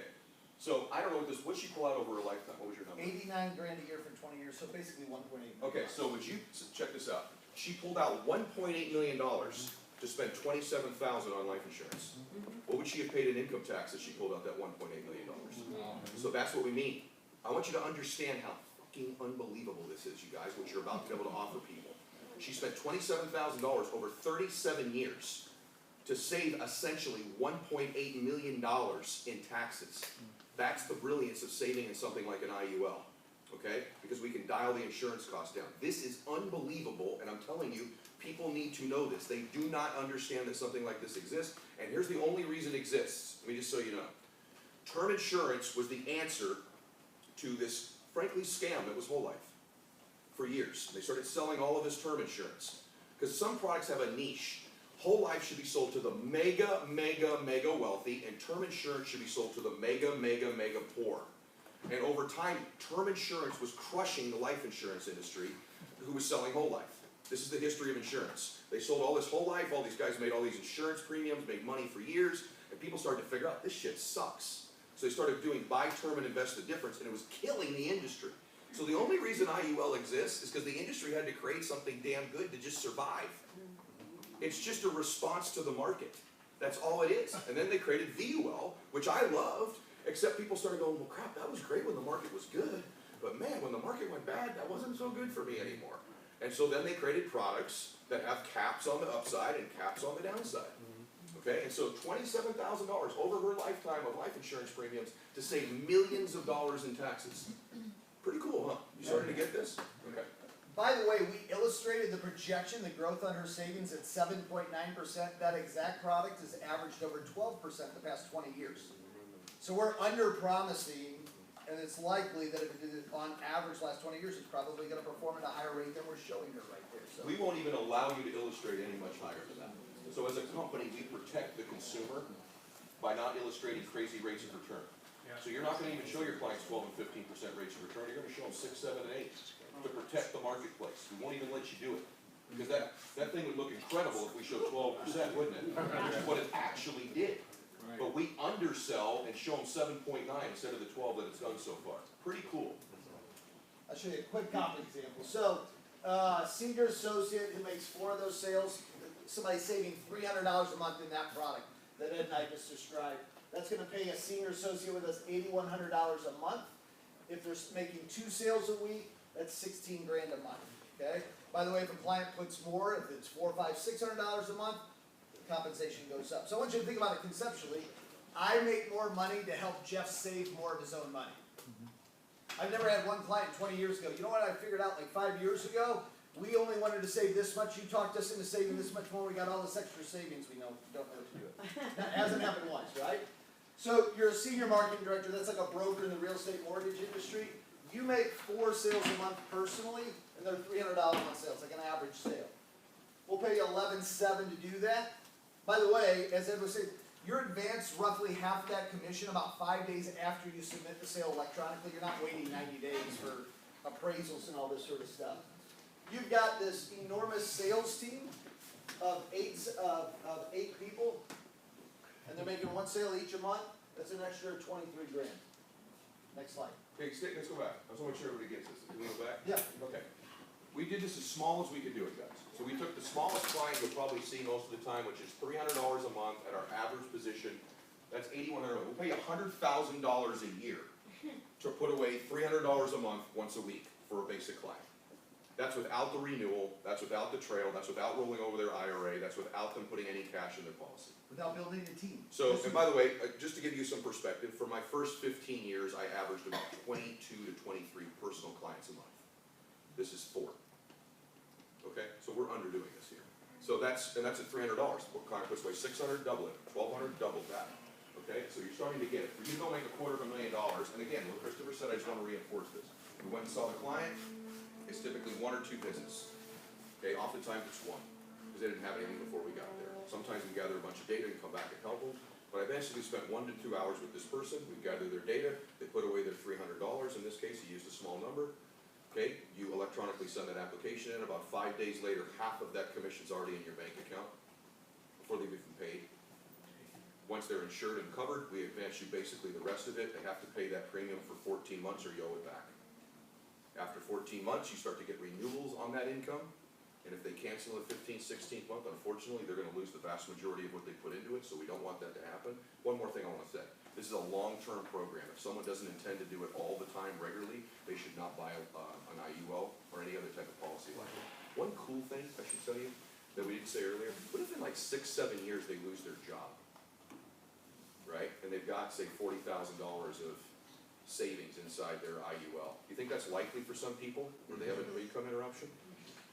They can stop paying the premium and they can just have their life insurance premium deducted outside, from their savings account and they continue to stay insured. What if they had term insurance? They can't. And so there's a really neat protection in both whole life and IUL that insurance premium can be paid through the savings portion of their policy. Okay, and then what Christopher's also showing you here is here's what it really looks like. You're writing one, you're a broker, you write a sale a week and you bill 2 people who do the same thing, which is 8, we'll pay you about $400,000 a year. Pretty cool, right? Imagine when that starts to get bigger and bigger and bigger. Now, how many of you in here think you could get to the point where you help one family a week with something this basic? Honest to God. You should all have your freaking hand up right now. Okay. Do you think over 2 years you could find 2 people who are capable of doing the exact same shitty production? Yes or no? So just keep this in your mind. That's going to pay you between $200 and $400 grand a year. That's before we get to any savings products. That's before you get to 10 agents, 20 agents, 40 agents. That's before you get to $500 a month or $800 a month, or they roll $50,000 over. Are you starting to get this? Yeah. You're going to start to look at this model and go, my God, what have I been doing? Seriously. Because the sales cycle is quick. That doesn't mean it's easy. You know what? Some clients get declined. If I wrote up Christopher right now, and he didn't tell me about his heart attack, you know what's going to happen to that money that got advanced to me? I got to pay it back, because he's going to get declined. He's had a heart attack. So there's declines. People change their mind. My business for about 20 years ran on what we call 90% persistency, which means 10% fell off, either through illness or they changed their mind, or my guy did a bad job or exaggerated in presenting the policy to them. Okay, so now that's just a teeny sliver of the compensation here, but I interrupted you, but go ahead. You wanna just finish? No, I want you to do So, this is you making 6 personal sales a month as a broker, and and your whole team or agency is making 10 sales. We'll pay you about 31 grand a month, plus the residuals, plus bonuses, plus trips. Next slide. Executive marketing director is, I've now got a few brokers. To put it in the real estate or mortgage model, if I've got a real estate agency, I hire Ed and I train him. He's going to start off on a little contract. The more productive he is, the more independent he is, he's going to ask me for raises until when? Until he wants to be on my contract. The last thing I'm going to do is put him on my contract, because what's the point? So then he moves down the street, opens a shop, takes some of my staff away, takes clients, takes all my marketing ideas, and just basically duplicates me. He opens Eddie's hamburgers instead of McDonald's, right? In our comp model, when Ed promotes me to broker, not out of Ed's pocket, but out of the company's share of the revenues, I now get an override in perpetuity. So, and the executive marketing director has promoted 3 brokers. 3 of their agents came up, they promoted, these people are independent, they're on the exact same, Nikki's on the exact same contract as me. But every month, about 12 to 17% in that range of her production, the company pays me an override of 12 to 17% on everything her business does. She's on the same contract as me, so like, she's happy, she's not upset, I'm not in her pocket at all. So as an executive marketing director, you're making 6 personal sales a month, that pays you about 17. Your whole local agency's doing about 10 sales a month, that's another 13. And then you've got 3 brokers that you've promoted, who are running their own offices, their own little agencies, and each one of those 3 brokers is making about 12 sales a month, including them. That's another 24 in override, so you're at about 55 a month now. Next slide. This is the CEO. Same exact to here, only now I've got 6 brokers instead of 3 that I've promoted over the years. And these 6 brokers have gone on to each promote 2 of their own. So I'm getting 12 to 17% on the people that I've promoted direct to me. When Nikki goes on and Nikki's promoted 3 of her own, those she's getting 12 to 17% from the company. The ones she's promoted, I'm getting like another 6 to 10% off of those from the company. Not out of their pockets, not out of Nicky's. And so that's where the McDonald's, Ed used this Del Taco or McDonald's franchise concept earlier. It's just like that with this exception. We've got like a Maestro's level product going through this McDonald's. It's not cheap burritos. It's the highest quality products available in the industry, but it's very franchise-like without being a franchise. That's it. Thank you, thanks Thank so you. good. So, next thing, I wanna give him a round of applause, by the way. Let's go back and I'll kinda just simplify for a second, okay? We're almost ready for some food. Can you go back to that? Can you pull that back up? That exact slide. Okay, I just wanna do, I'm gonna say what he said slowly. So in this comp example, but he's supposed to say that fast, he's worried I was gonna be comp. So, you're right, 6 apps a month will pay you about $17,000 a month. You develop a, you show that on there twice, by the way, why is it twice? 6 personal sales at $300 per month and 6 personal sales. That's the sales in your base shop. Okay, cool. Well, that's really small. Okay. So then you have 6 sales in your base shop as well. We'll pay another $13,500 in overrides. A base shop means this. I want you to have the terminology. We're set up more like a real estate operation than anything. There's agents and then there's a broker. In the real estate system, the problem is if I want to become a broker, as Christopher said, I'm probably going to leave you. I'm going to go down the street, I'm going to set up my own shingle, and I'm going to start recruiting your agents away from you, which is what used to happen to us. And so we built in a retention system, which basically says this, let's call me the broker for today because I am. Jerry Fernandez, where's Jerry? Jerry, who and I were in the business together 20-something years ago. Our daughters play volleyball together, that's how Jerry's here. My wife recruited, talked to his wife, and has ended up how we business. So actually Jerry's here because of my wife, not because of me.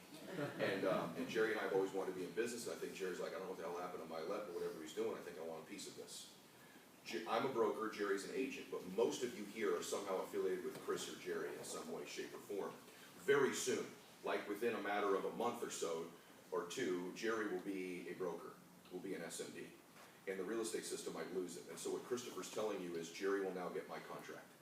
I get between a 10 and 15% override now on the shop he opens. Jerry may very likely promote Chris to become a broker eventually as well. I don't want you to think this is multi-level because it's gonna fade, the money fades real quick, just so you know. I'll get about a 5 to 10% override on his shop and about a 10 to 15% override on his shop. But it goes away pretty quick, right? So what I gotta do is I gotta keep developing people that report directly to me to keep that override fat. The more my people develop people, the less I get. And it goes away real quick. There's only 6 generations. Okay, so we're not some Amway of financial services where we pay you into perpetuity, unfortunately, even though some people think we are. And so by the 3rd or 4th Genesis, I'm down to 1 or 2% type override. But that 1 or 2% is pretty damn lucrative still on lots of offices, okay? And it becomes something pretty powerful. What we haven't shown you here is renewal income. The other thing we haven't shown you that I think is worthwhile for just showing, there's 3 licenses that you can get here. One is the first one, I'm now telling you what to do next.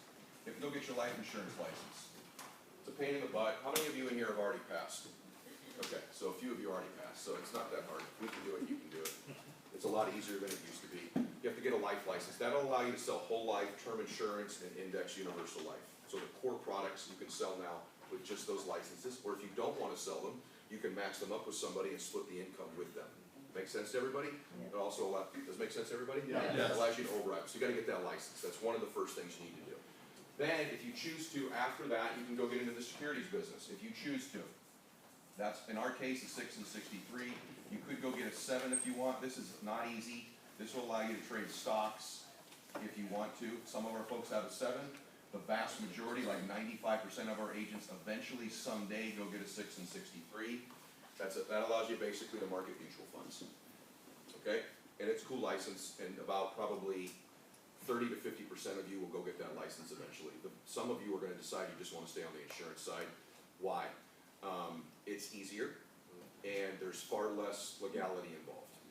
Far less paperwork, far less compliance, far less responsibility. So if you're gonna go get those 2 licenses, you've decided you're going long term with us, like big time, and you wanna max everything out here, no pun intended.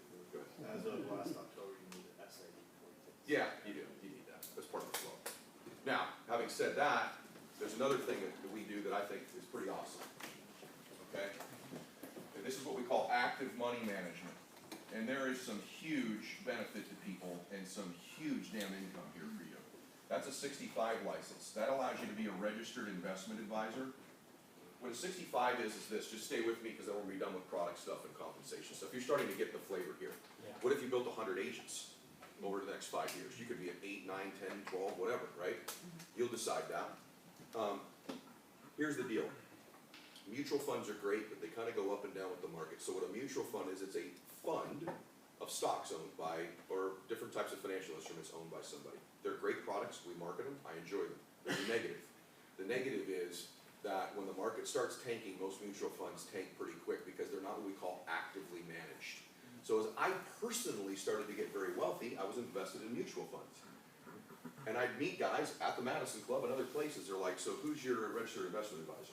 I'm like, what's that? And I'm in the business. They're like, your money's not actively managed? And I'm like, no, active management means somebody is responsible for managing your money daily, if not hourly. It's the most sophisticated type of money management you can basically get in the world. One of them anyways. It's one of them, I should say.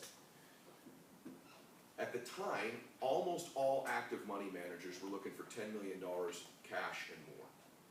And I loved the concept. I had that kind of money. I started to get my money actively managed. And I started to think this would be unbelievable for our company. But most of our clients don't have $10 million. And I started to ask many of the managers, as did my colleagues, could you get it reduced to $1 million? Could you get it reduced to X, Y, Z? Well, over time, what's the minimum now? 25,000. Wow. You now can get to $25,000 and get your money actively managed with us. It's remarkable. It's an unbelievable service we give. Why do our managers do this? Because of the volume of WFG. Because we're in the middle market. So now, someday, if you go get this 55, now I'm oversimplifying. I'm oversimplifying. It's not quite as good as I'm describing it. Okay? Not quite as good. But I'm not any good at describing things better than they really are. Okay, here we go. The average money manager earns about 1% roughly, about 1% of the amount of money that you save with them. So if someone has, I'm just gonna use a number, $1 million invested, the fund manager ends up making about $10,000 on that account, or 1% of it. Is everybody with me on that? Yes. So for every $1 million, about $10,000. We don't want you managing people's money because you don't know what the hell you're doing. So we went to the money managers and we said, can we do a revenue split with you? We'll bring you the clients, you manage the money, we'll manage the relationship. So that way they're not calling you when their account drops, they're calling them. You don't want your phone ringing, that's why you don't want to be in the auto insurance business. Claims, you don't want claims, right?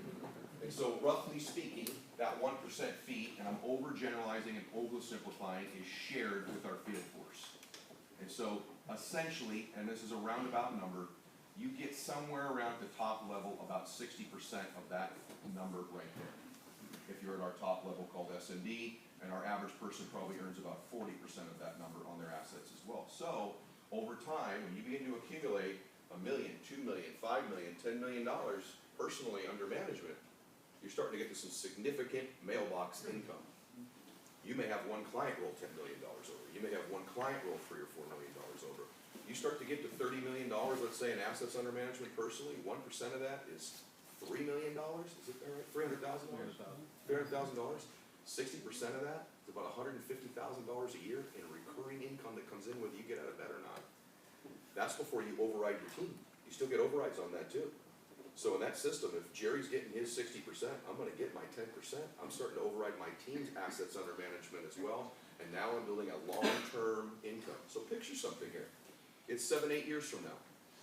You built a nice little practice for yourself. You're making $1 million, $2 million a year. You got a nice office with 10, 12 agents in it. Maybe you got 2 more offices, right? And you're earning yourself a couple $1 million a year. You've got 5, 10, 15 people making $250,000 a year. And you've got $50 million under management that's paying recurring income. And you go, I'm tired of this. You think you have something you could sell? You got a block of business, you got residual income, you got recurring predictable income, you got a team, you got multiple locations, and you paid $100 to get that business that you could then go sell. Average business gets somewhere between 3 and 10 times earnings, right? So let's just pick it in the middle, let's just take 5 times earnings. You clip out of there at 11, 12 million bucks, lump sum if you chose to. I wouldn't do it, I'd just keep clipping coupons. We also market annuity products that pay residual income, which we haven't even got into today that we're not gonna get into. But you're talking about this whole package is pretty damn lucrative. Would you all agree with that? Yes? Yes.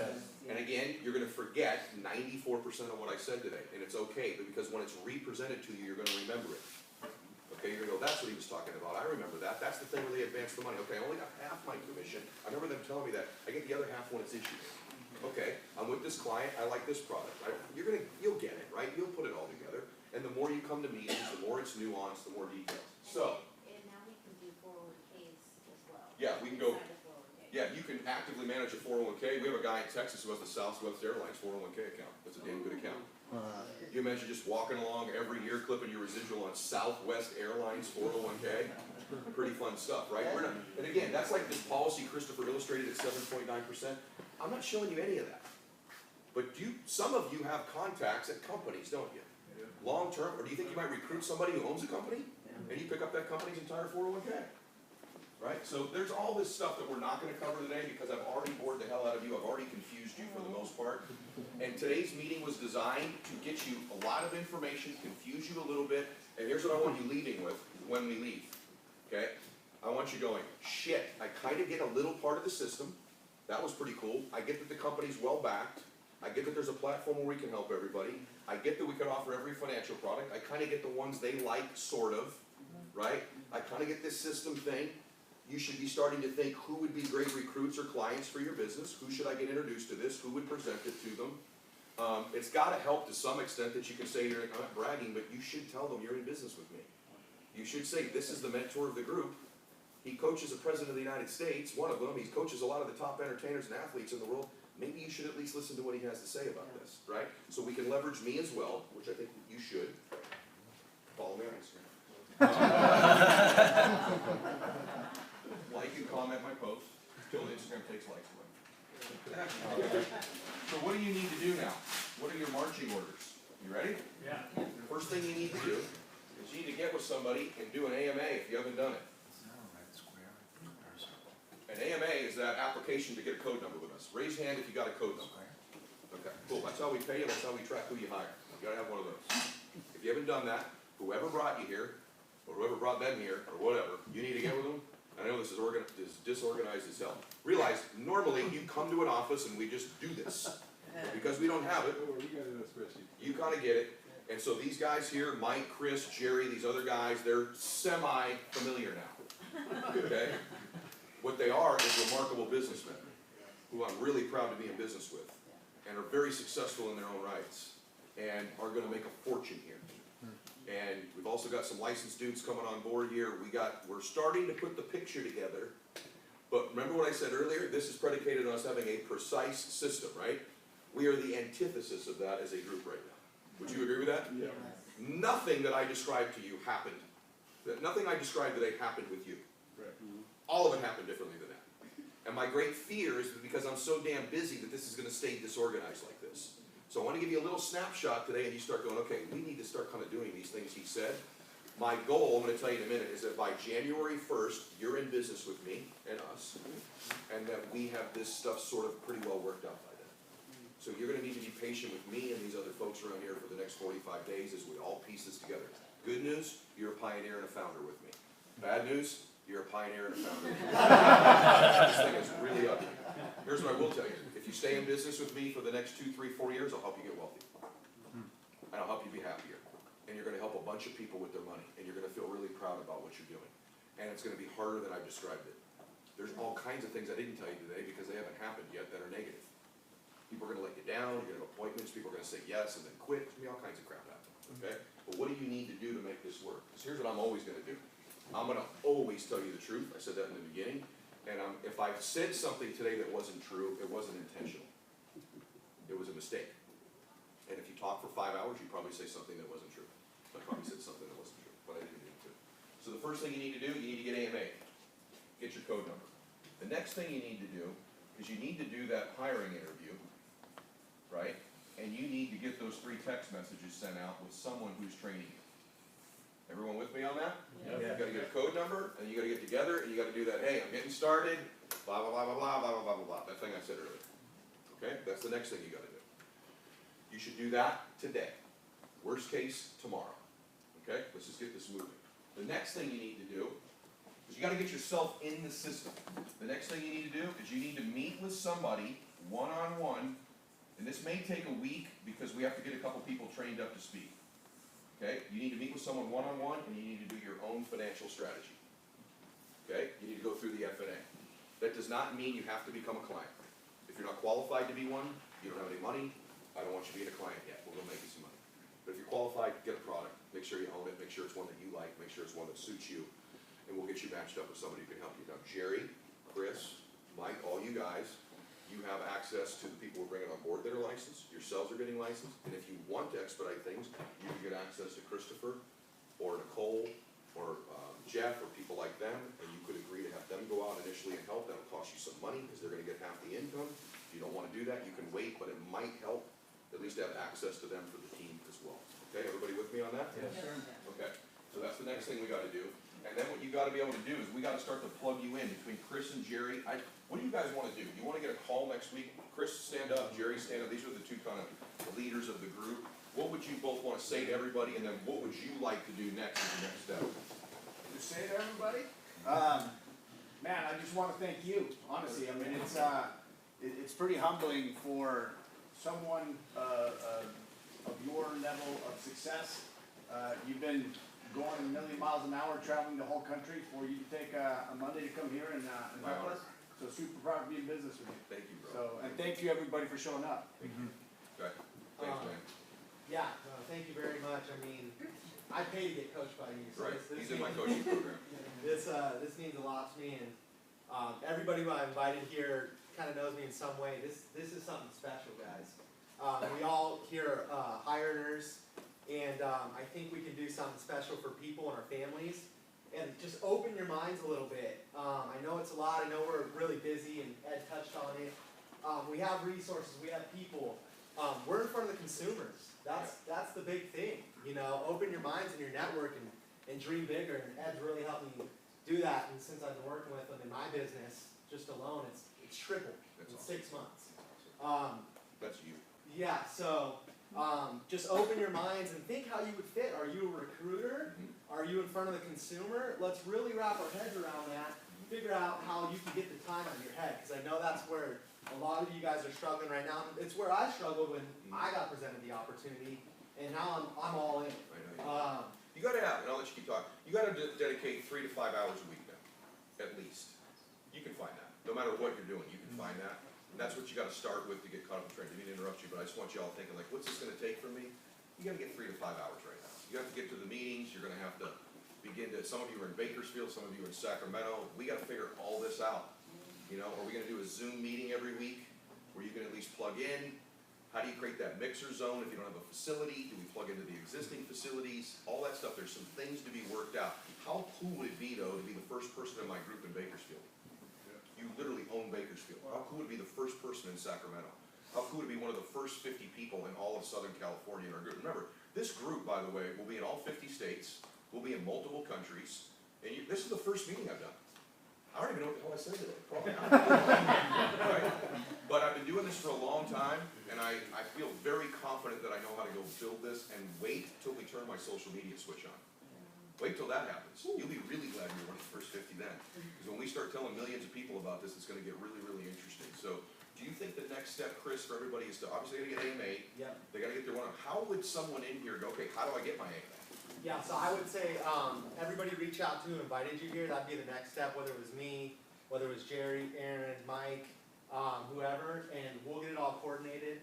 And then Carlo, he's already licensed, he's a part of the team. So if you're thinking, hey, I got clients now that might need help, we're gonna facilitate that, right? 'Cause I And don't know. each of you need help. Yeah. Each of you need to become your first client. Yeah. Okay, that's a really important step, guys, and so that may take us a week or two to get everything transferred over and learned, but just be ready. I want you doing your own strategy, I can't emphasize that enough, plus I think you want to. I would hope you want to. And so that would be next. I think the other thing that's in order is so that I can stay connected with you, is that we do another one of those Zoom calls where I can help you recruit some people, I can present the business through a Zoom call, you can do it live with people, and then we've gotta start to navigate the locations you all work in. This is such a mess. And it's such a great mess. Being an entrepreneur is a mess, right? We'll But put the we'll group get you the together and support. send it to you. Okay, and so Jerry and Chris, you guys could do that. So I think maybe the next step is you two guys do a call with this group over the next 3 or 4 days to do kind of a catch-up. Yep. You wanna do that? Yeah. Okay, and then again, Nicole will help you. Nicole's in Oxnard, but she's got a team all throughout the valley. San Diego, Christopher's here. Where else, Nicole? You go to Bakersfield, right? You, Oh, for sure, just so you know, Bakersfield needs it, yeah. like sorely needs it, and I really have 2 seconds. Yeah, no, please. Please make sure you sit down with somebody, you're licensed? Yep. Okay, and if you need help, like, let us know. Just so you know, like, all the way to the back, when you haven't at least started your stuff, you know, when you're trying to bring, who prides himself authenticity, yeah?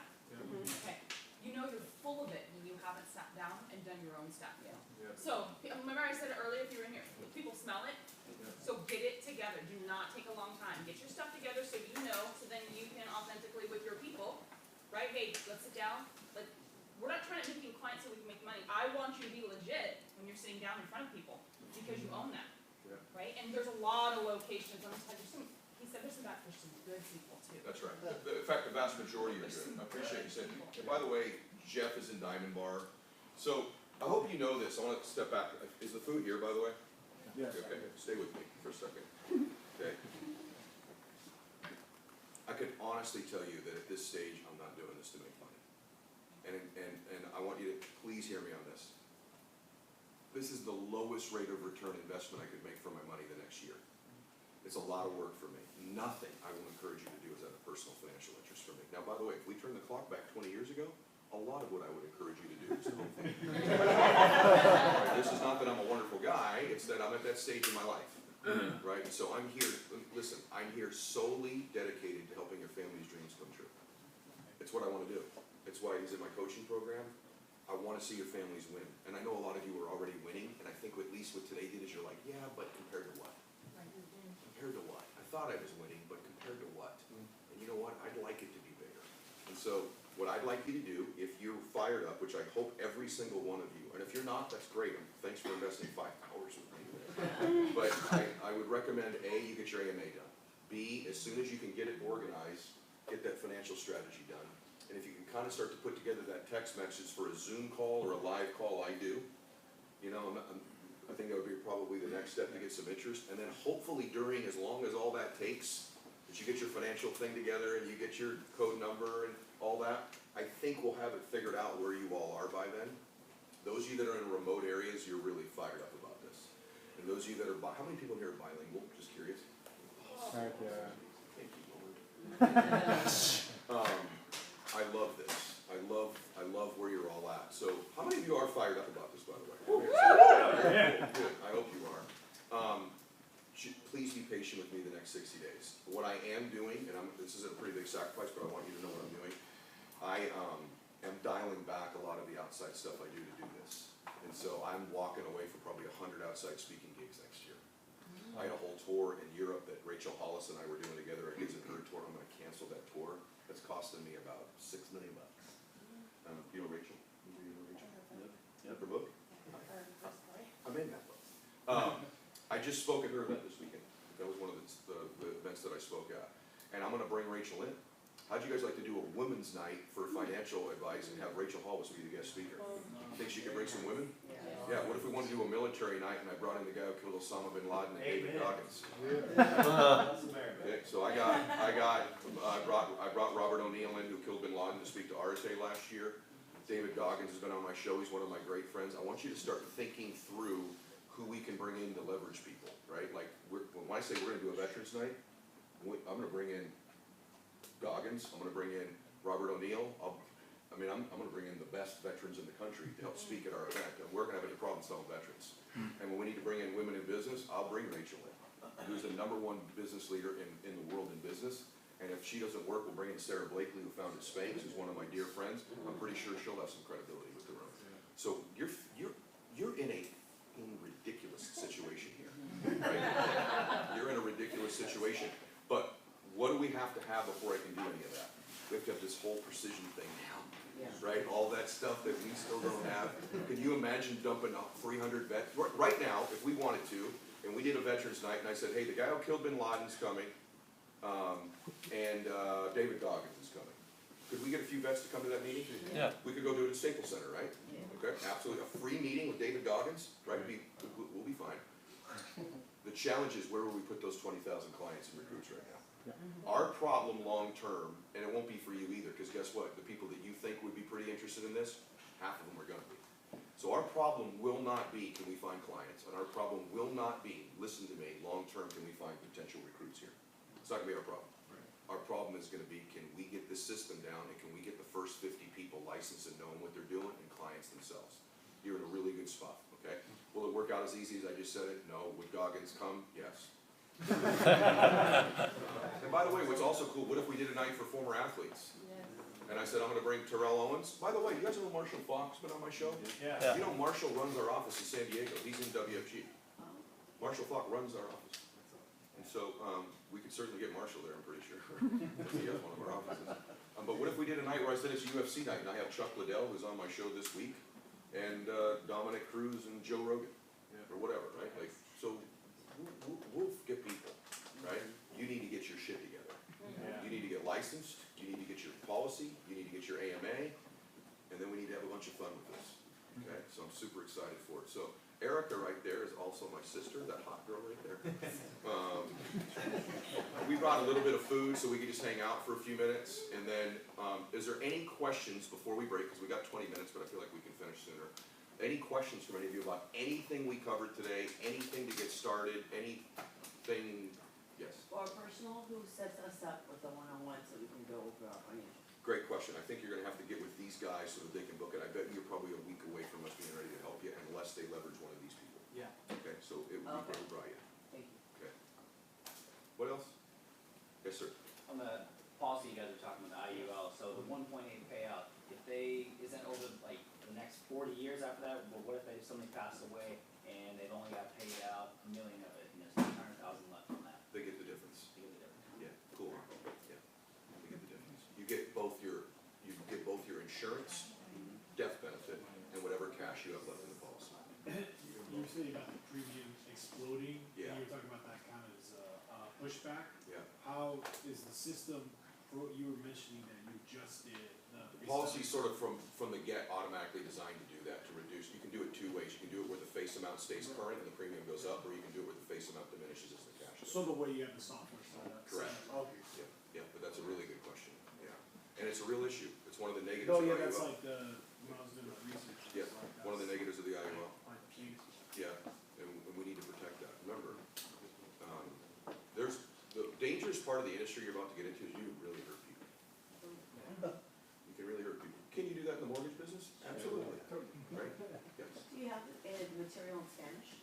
Yeah, Yep. most of it is in Spanish now. Mandarin, Spanish. Yeah, and one of the things I'm really excited about is the idea of us taking this to Mexico. By the way, here's what we haven't talked about.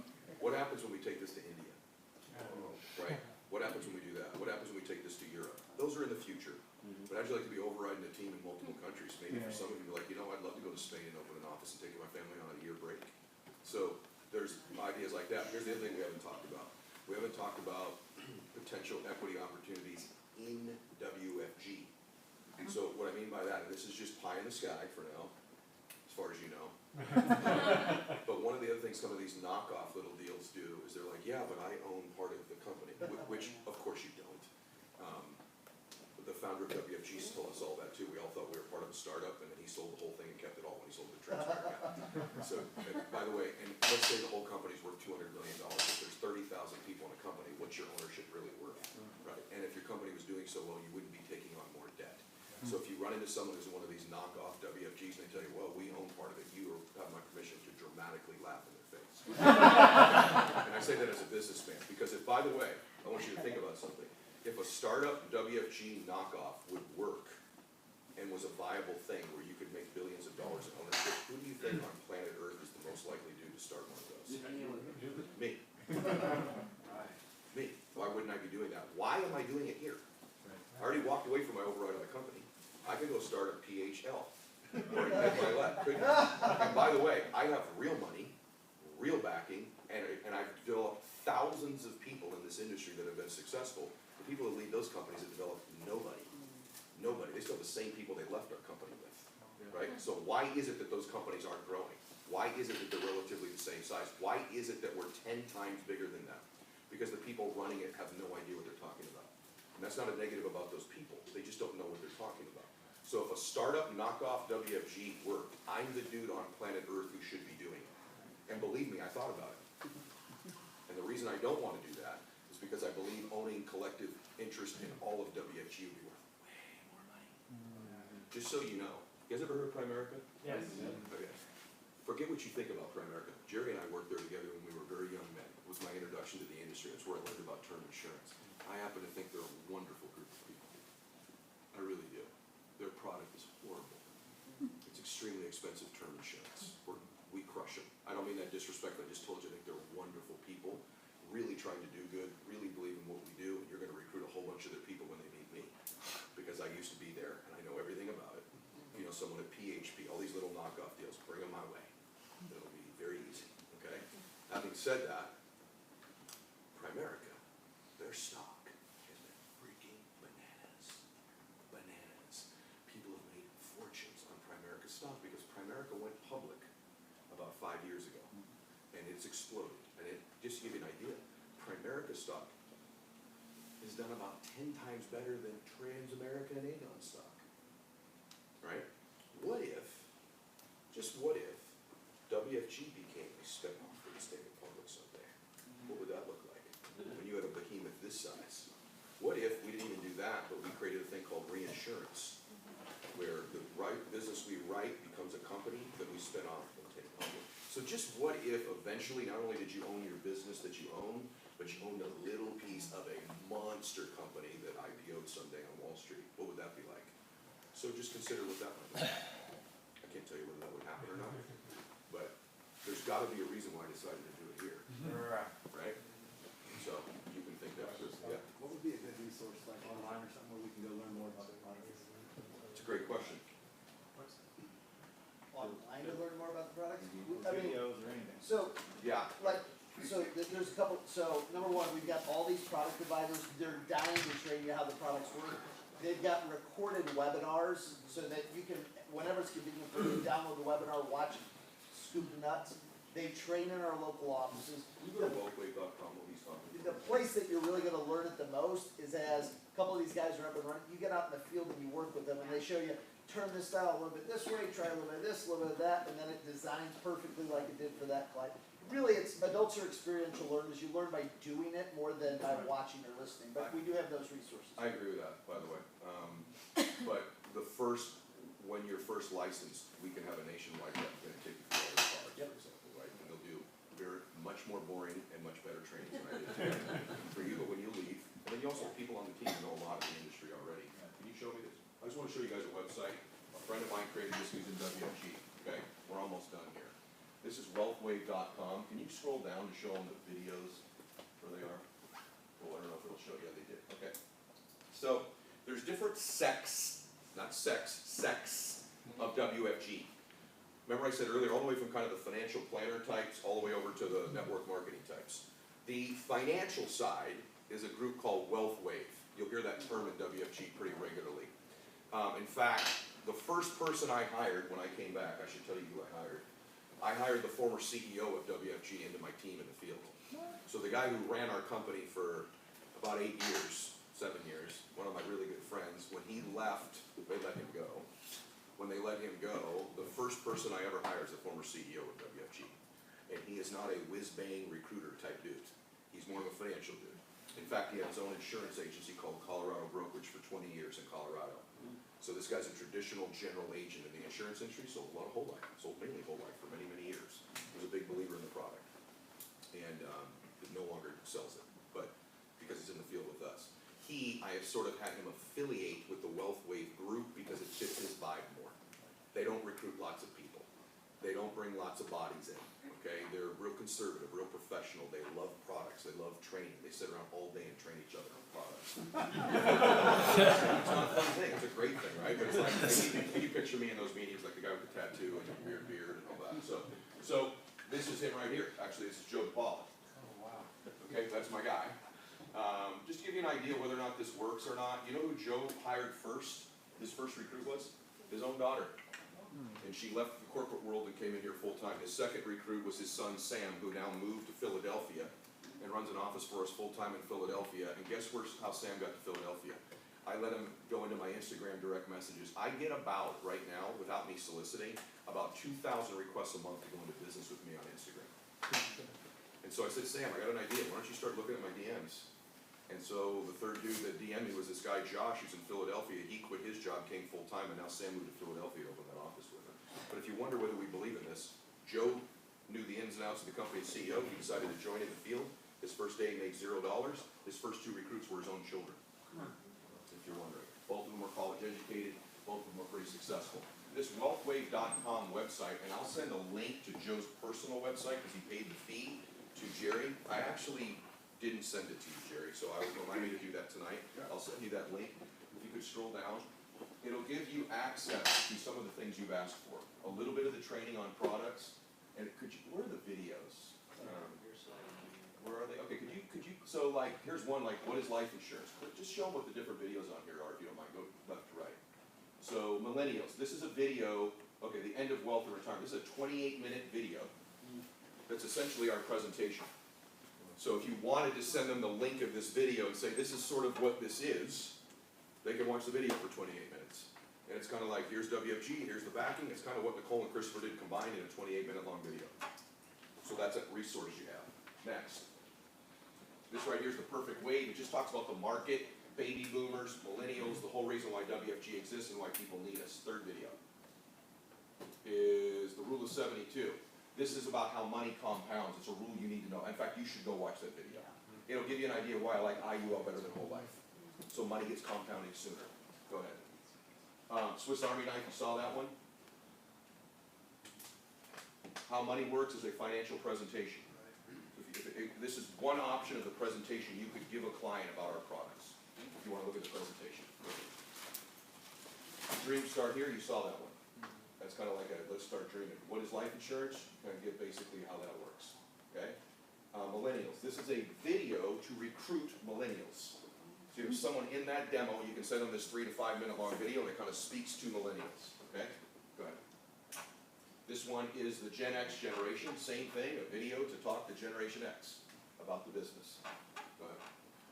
And then the baby boomers. You got somebody who's a little bit older than me, that's in that generation. It's a video that talks about why our business makes sense for baby boomers. There's a lot of resources, a lot of marketing materials, and I'll get you all that website. I'll get it to Jerry today, and you guys will all have access to at least see that stuff. If you wanted to use some of it, you could send them the link and then tell them which video you want them to see. The other cool thing that's going to start, and then we'll eat, that I'm going to do the first of the year is I'm going to shoot this entire system in the studio on video. Not the hit and miss thing we did today, but the entire business format system, every single page of that book, I'm going to put on video, and I'm also going to make what we call a welcome video for our team, so that it'll be a video you can give to every new recruit when they start. They click it, and I say, hi, I'm Ed Mylett. Welcome to Abundant Financial Group, whatever we end up calling our team.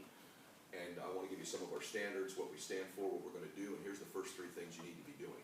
So I'm going to start to give you some automated material you can give to people when they start. And then there'll be other videos, like even when they come to a meeting, you'll be able to send them a video that says, thank you for coming to the meeting. I understand you weren't interested, but blah, blah, blah, blah, blah. I want to thank you for the time, make people feel good about having an experience with us. So I'm going to start to shoot WFG specific content that's going to really make a difference. But right now, this stuff exists. It's all the same voice. It's a little monotone. It's all graphics, but it's valuable stuff, and you'll like some of it. Cool? Cool. Okay. Any other questions? We got 5 minutes left. I would say this might be a good one in general. What's your top 3 tips for time management? You mean in doing this? Yeah. Am I doing this? Yeah. It's why the system needs to be in place so that you can leverage the people around you. So, in leveraging your time, I don't want your income to suffer where you currently are until this is all up and running. Okay, so what you should be thinking about right now is getting your code number, getting your financial strategy in place if it fits for you, and then you need to be thinking really quickly about getting your license. I'll be honest with you, I normally don't emphasize licensing this early. I'd like to see someone go out in the field and see some presentations first, decide whether this is for them, and then go get licensed. But I'll just be candid with you, we need licensed people. You should go get your license real fast.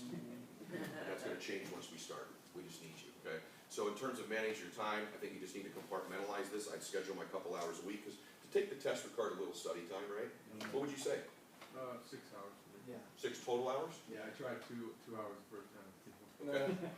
So there you I go. failed the first one, passed the second one. Yeah. 6 hours total. What about you? About 6 hours. Can you pass the first time? Okay. Jerry, what about you? I'm in the process of. You're in the process of, okay, cool. Okay, anything else? Thank you. You fired up? Okay, I got a goal I want to share with you. How would you guys like to shock our company? Yes. Would you guys like to send a little shockwave out to the whole company? Here's what we didn't cover today, that's gotta be the last thing.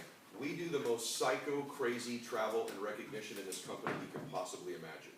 So we are loaded with recognition stuff. All of us right now in a competition, we're gonna have taken like 500 people to Hawaii. Anyone of you have your ring? So we give these rings away, stand up, Brookshire, Nicole, stand up real quick, if you don't mind. We give these rings away that are like Super Bowl looking rings when you get to $100,000 a year in income and the color changes as you get higher and you'll be on airplanes, everyone's gonna wonder whether or not you're at a Super Bowl or you won something. Get asked all the time. You get asked all the time, so we give away these rings, we do incentive trips, we do crazy recognition. Our conventions will change your family's life. And I said this was a sport, I mean it. The idea of you getting recognized and walking across the stage in front of 40, 50,000 people, I'd like to speak in front of 40, 50,000 people someday, right? You might be nervous now. When you get into a convention, you're like, I wanna get up there. And you know what you're gonna, how many of you have kids? This will be a chance for you to become your kid's hero. Yep. Period. Nicole, last night, I gave this speech at the Wiltern Theater last night. And she asked me how it went, and I told her, she goes, isn't it amazing when our children see the way people respond to us?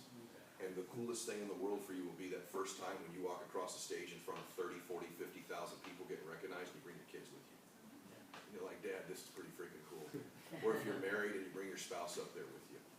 And it's pretty damn special, man, for your family to see you win it, for them to see you on my show someday. I'm thinking about creating a max out show for interior NWFG. And for you to get things like that in your life will be pretty remarkable. Just so you know, our national conventions are simulcast between multiple arenas at the same time. You walk into our convention, there's 15,000 people at the MGM Grand, and there's another 15,000 people at the Thomas and Mack Center, except that's just half our company.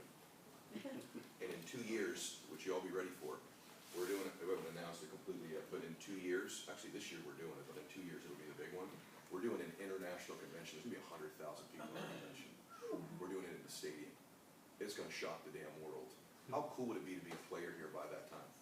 Just for your damn Instagram videos. But it's a neat way for me to compete, to get lifted up, to become somebody that's important, and to make a difference. And you know what? Some of you have a pretty cool story to tell someday. I'd like to get up and tell your story when you're winning in front of 50,000 people, man. Just let me tell you about my mom and dad. You should see the stories at our conventions when my family immigrated here illegally, and they become somebody here and they're making $1 million a year, and then they bring their mama who used to pick crops in the fields in Bakersfield. Or another guy in our company brings up his mom who came from Haiti, my buddy Charlier, the stories they tell. Christopher would get up and talk about after his heart attack. Nicole will get up someday and she hasn't told you her whole story, but it's remarkable. Do you mind me saying any of that or not? You gonna say? I mean, this is a woman who her first husband abused the hell out of her, beat her up. Her father was an abusive guy, right? She's had to leave multiple men because of things like that. She's now in control of her life. She's building an amazing business. She's a remarkable woman. And when she gets a chance to bring her little boys up, little Panda and Sapo, there's got this little 5-year-old Sapo that's the cutest dude in the history of the world. And when she gets to bring these kids up and tell her story, it's gonna change people's damn lives, man. I'm telling you. And so you're gonna be at these conventions, you're gonna hear things you can't believe. And for some of you, your story's gonna blow people's minds, man. You're gonna get to tell people you're gonna be a real well-known person. It's super cool. You wanna be a leader and move people, you're in the right company. You wanna lead people, you wanna be well-known, you wanna be a motivator, you wanna inspire people. This is the ultimate platform in the world to do that. In the world. And our events, wait till we run our own team events. Because I'm gonna run events, and when you come across the stage, you're gonna be high-fiving the Stallones of the world. They're gonna be at our events. It's gonna be pretty damn cool. We're gonna do some cycle stuff. I was telling him the other day, I'll just be honest with you, our first event, I wanna have J-Lo perform. No, I do. I wanna have, they're dear friends of ours. How about our first event, we have J-Lo perform? If we could stick 20,000 people at the pond or something like that, the Honda Center, have Jen get up and tell her awesome. By the way, last thing I'll tell you, these people love WFG. They've seen what's happened in my life, they know the impact it's made for me. Let me tell you the interesting thing, the most successful person in this room gets it the most. Whoever the highest net worth person in here is, I promise you, they understand the concept of this and are the most impressed with it. To the extent that someone is successful, is to the extent they have appreciation for how remarkable this model is. It's the truth. And so my very successful friends think, here's the last reason I'll tell you why. Because for years when we played golf, when I wasn't working as much, they're like, so you're making a few $1 million a month and your phone never rings? I'm like, yeah dude, my sister's my only employee. They're like, what? Yeah, the home office handles all the payroll, all that stuff, all of it. I just play golf. Once the system is built. It's the greatest lifestyle in the frickin' world when you build one of these. So just get ready for all this stuff. So, I'll stick around too for a little bit. We got some, what do we get, Erica? What we get? Corner bakery. Which, Corner Bakery.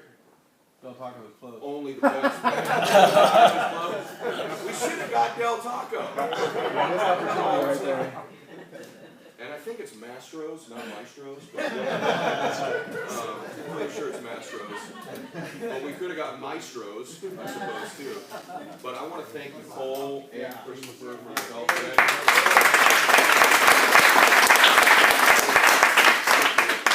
Both of you very much. I love both of you. And stick around, have some food, hang out with me for a little bit if you want. And then we'll get you back to your families. So let's go. Let's get this going. Thanks, you guys. Thanks, man.